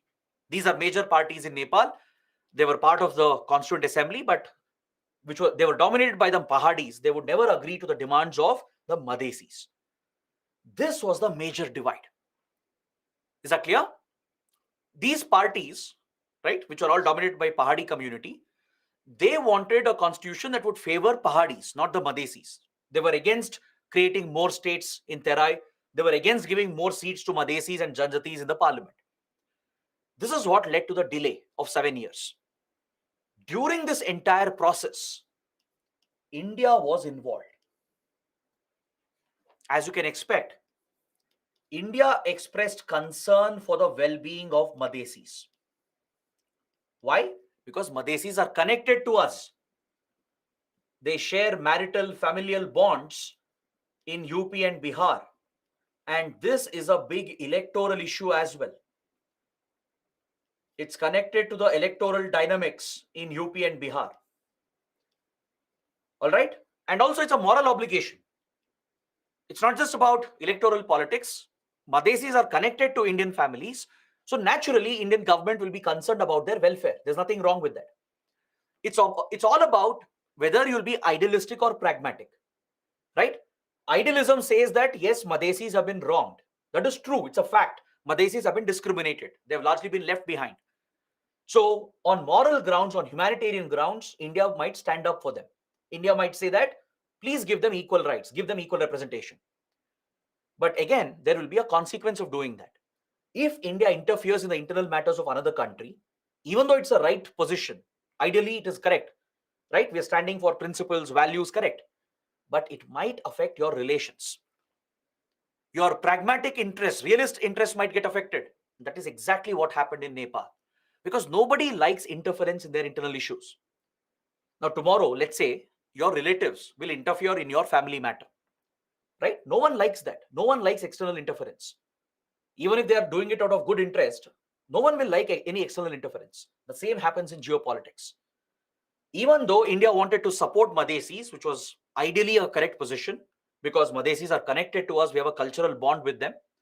So if a community is being oppressed, right, India as a major power has to stand up for them. That's an idealistic policy. But you have to think of pragmatism, think of realistic policy as well. If you stand up for them, if you try to interfere in their constitution making process, they will see this as your interference. They will see this as India's imposition, right? They'll see this as India's hegemony, which is being imposed on a small country like Nepal. And they will not like that. So within Nepal's political parties, strong anti-India sentiments started developing. Anti-India sentiments started developing on the allegation that India was always meddling in Nepal. First of all, doubts were created when Sikkim merged with India in 1975. Then Nepal tried getting closer to China, which India tried to counter. Then the civil war, the Maoist civil war, where India mediated a settlement. And now India's interference in constitution making process, asking for equal representation, equal rights for Madhesis. So this stand of India, right, even though it was seen to favor Madhesis, it affected our ties with the other major political parties and the Pahadis. And many politicians, they exploited this to their advantage. Because see, Nepalis are very proud of their identity. There's a very strong nationalistic pride that Nepalis associate with their identity. Obviously, if they see that a major power like India is meddling, interfering, and imposing, some of them are going to reject it. And some of the politicians, they might exploit this to their advantage. That is what happened, which derailed our ties with Nepal. Is that clear? What happened was, after 7 years of delay because of the Madhesi issue, finally, a new constitution was adopted. By 2015, a final constitution was brought out, and Nepali Constituent Assembly adopted this constitution as well. But India was not happy with it. Madhesis were not happy with it because Madhesi demands were not met. Madhesi demands were not met. They were not given more states. They were not given more seats in the parliament. Immediately, Madhesis, they protested. They carried out a mass agitation and they imposed an economic blockade along the border. Since Terai region is in the border where Madhesis are strong and dominant, they blocked the roads between India and Nepal. They protested against the new constitution because their concerns, their rights, their demands were not met. This agitation by Madhesis resulted in an economic blockade of Nepal because roads between India and Nepal were blocked along the open border, thus disrupting the movement of goods. The movement of essential supplies were affected. So Nepal's economy took a massive hit. Nepal's economy took a major hit because of this economic blockade. And some of the Nepali politicians who have built support on nationalistic lines by promoting Nepali identity, they exploited the situation and they blamed India for the entire crisis. They alleged that India was the one which was supporting Madhesi agitation. They said India is interfering in the sovereign rights of the country to frame its constitution. And they said India is encouraging Madhesis, as India is close to Madhesis. They alleged that India is using Madhesis to impose a blockade to punish Nepal economically. India denied the allegation. India said we have no role in this, but Madhesis were doing it on their own because their rights have not been provided, their demands have not been addressed. But this crisis, right, ended up helping these politicians of Nepal, some of them. They created even more anti-India sentiments, right? It had existed for many years. Now it became even more stronger. And they started playing the China card to get closer to China in order to offset India. China also was looking for a major opening into Nepal to counter India. India has always been a dominant influence, but China has major interests in Nepal. We are going to study that tomorrow. In the next class, we will discuss China's interest in Nepal. Why is China so interested? From 1970s, 1980s, China has tried to meddle. It has tried to undermine and counter Indian influence. Right? That's what explains China's sponsorship of the Maoist movement. Right? It has taken up many other steps in Nepal to undercut Indian influence. So some of these Nepali politicians who had built their political support on Nepali nationalism, Nepali identity, They allege that India is always meddling. India is the one supporting Madhesis to carry out the blockade, which is hurting Nepal economically. There was a shortage of essential items. Prices increased. Common Nepalis were getting affected. So these politicians exploited the situation by blaming India, and they not only promoted anti-India sentiments, but they started getting closer to China. So India had reasons to believe that there was a direct nexus between some of these politicians with China. China was actively working to undercut Indian influence by working with these anti-India politicians. All right.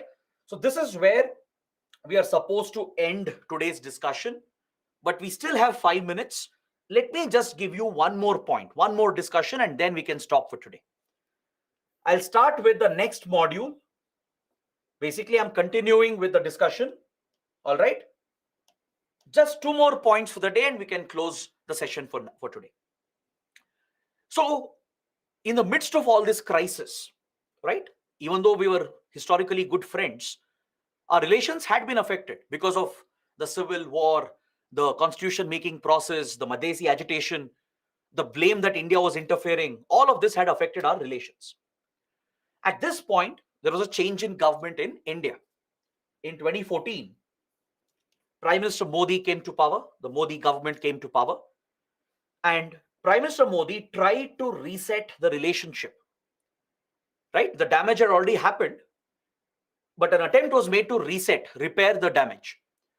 So when PM Modi came to power in 2014, he invited all the SAARC leaders for his swearing-in ceremony. You can see here in this image that I have shared, which shows the swearing-in ceremony of PM Modi in the first term in 2014. This was a very unique development in Indian diplomacy because it was a symbolic move. In diplomacy, symbolism holds a lot of value. Symbolic gestures have a lot of value. Prime Minister Modi invited all the SAARC leaders to take part in his swearing-in ceremony. You can see Nawaz Sharif, the then Prime Minister of Pakistan. You can see Hamid Karzai, the then President of Afghanistan. Leaders of Maldives, Bhutan, Sri Lanka. You can see Mahinda Rajapaksa as well here. You can see the Prime Minister of Nepal. So all the top leaders were present. All the SAARC leaders were invited. The intention was India was sending a message, a symbolic message. Because the Modi government was launching the neighborhood first policy of India. Under this policy, the government of India said that we are going to prioritize our ties with our neighboring countries. That was the whole focus. See, this was nothing new. It was not entirely a new concept. It existed even before. For many decades, we've always prioritized our neighboring countries in our foreign policy. We've always followed neighborhood first, right? We always give priority to our neighboring relations because any adverse development in our neighborhood affects India. Any economic crisis, political crisis, security crisis in our neighboring countries will of course affect India first. So for many years, we have followed neighborhood first, but now it was being streamlined. It was being streamlined into a focused approach where India was outright saying that we are going to prioritize our relations with all our neighboring countries. So by inviting all SAARC leaders, PM Modi was sending out a message that under the neighborhood first policy, our neighbors will get priority. We will resolve our differences, we'll work together. This was an attempt to repair our relations with our neighbors, especially with Nepal. So PM Modi visited Nepal as well following this. It was one of his first visits, foreign visits, and he even addressed the Nepali parliament. He gave a speech addressing the Nepali parliament. During this visit, he reiterated India's commitment to not interfere in Nepal's internal matters. This is a promise India has been making for many decades. Even former prime ministers have made similar promise. But since the concerns were there, since it was being alleged that India was always meddling and interfering, an open commitment was given by the Prime Minister in the Parliament of Nepal that we are not going to meddle in your internal matters. And we also said we are ready to accept a revision of the 1950 treaty. Because Nepal has few complaints about the treaty. Nepal feels the treaty benefits India because there is always a trade surplus for India. Since Nepal is heavily dependent on India, there is a big trade surplus for India, a trade deficit for Nepal. And also, Nepal feels that because of the treaty, it is strategically bound to India. So, Nepal has always asked for a revision and upgradation of the 1950 treaty. So, PM Modi promised that we are ready to renegotiate the treaty and revise and upgrade. Then we went one step ahead in 2015 when Nepal was hit by a devastating earthquake. There was a massive earthquake in 2015, and India responded by providing disaster management assistance under Operation Maitri. We basically provided HADR support.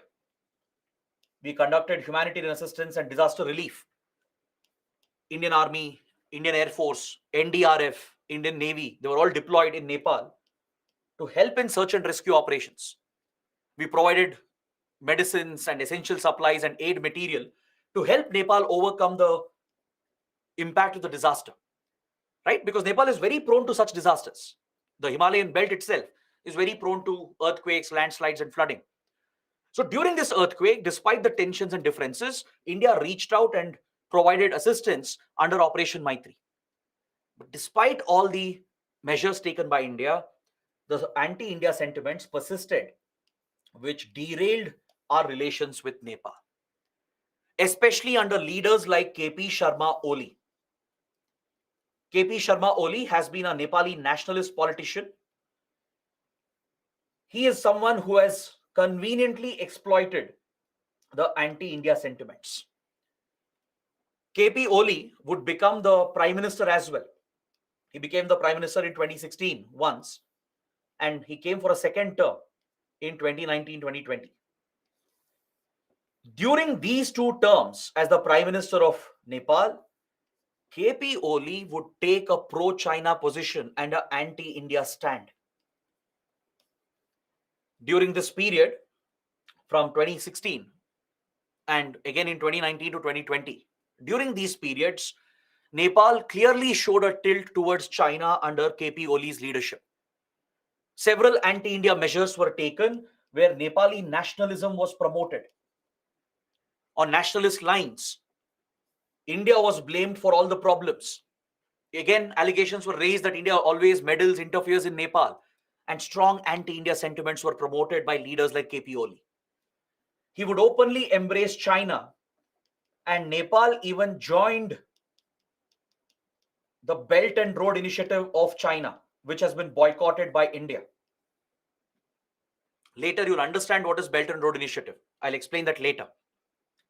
It's a global connectivity infrastructure project that China is pushing in many Asian, African, and European countries. China is planning an ambitious global connectivity project called BRI, Belt and Road Initiative, also called One Belt, One Road project. They both mean the same. So Nepal joined the Belt and Road Initiative, and Chinese investments, Chinese projects went up significantly. And parallelly, we saw the rise in anti-India sentiments and a sudden unnecessary escalation of the border dispute between India and Nepal. So these were the adverse developments that we witnessed in the last few years, which increased tensions between India and Nepal. Essentially, our relations were derailed during these years. Is that clear? So this is where I would like to stop my discussion for today. Tomorrow we'll resume from here. We'll continue the discussion and we'll see what has happened in the last few years. We'll understand a few other important topics, including the border dispute. All right. So I hope you guys have understood everything. Now let's see if there are any questions remaining. And after that, we can end the class for today.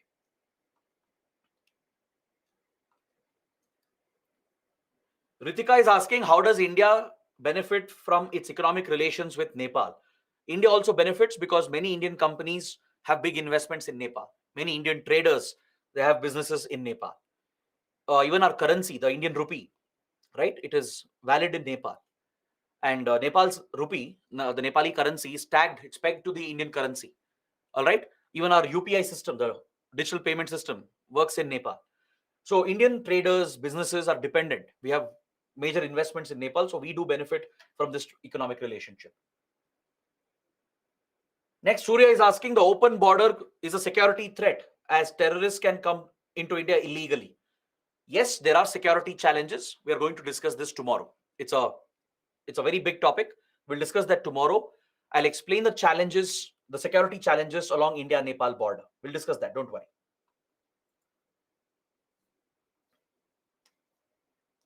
Neha is asking, sir, Madhesis have cultural links with India. So can we treat them as Indian citizens and give representation in our legislative arena? That can't be done. Madhesis are foreigners at the end of the day, right? They are Nepalis. They can't be given representation in our legislative bodies. That's impossible. They don't get electoral rights. Ashutosh is asking why India supports Madhesis. Because Madhesis are connected to Indian families, right? As I explained, border villages in UP and Bihar, they have familial relations with Madhesi community. They marry into each other. So it becomes a cultural link, a cultural obligation as well on India, a moral cultural obligation to support Madhesis. All right. So guys, these are the questions. Let's end the session for today. Tomorrow we'll resume from here and we'll close Nepal and Bhutan, which will complete our discussion on the Himalayan states, the Himalayan neighboring states of India.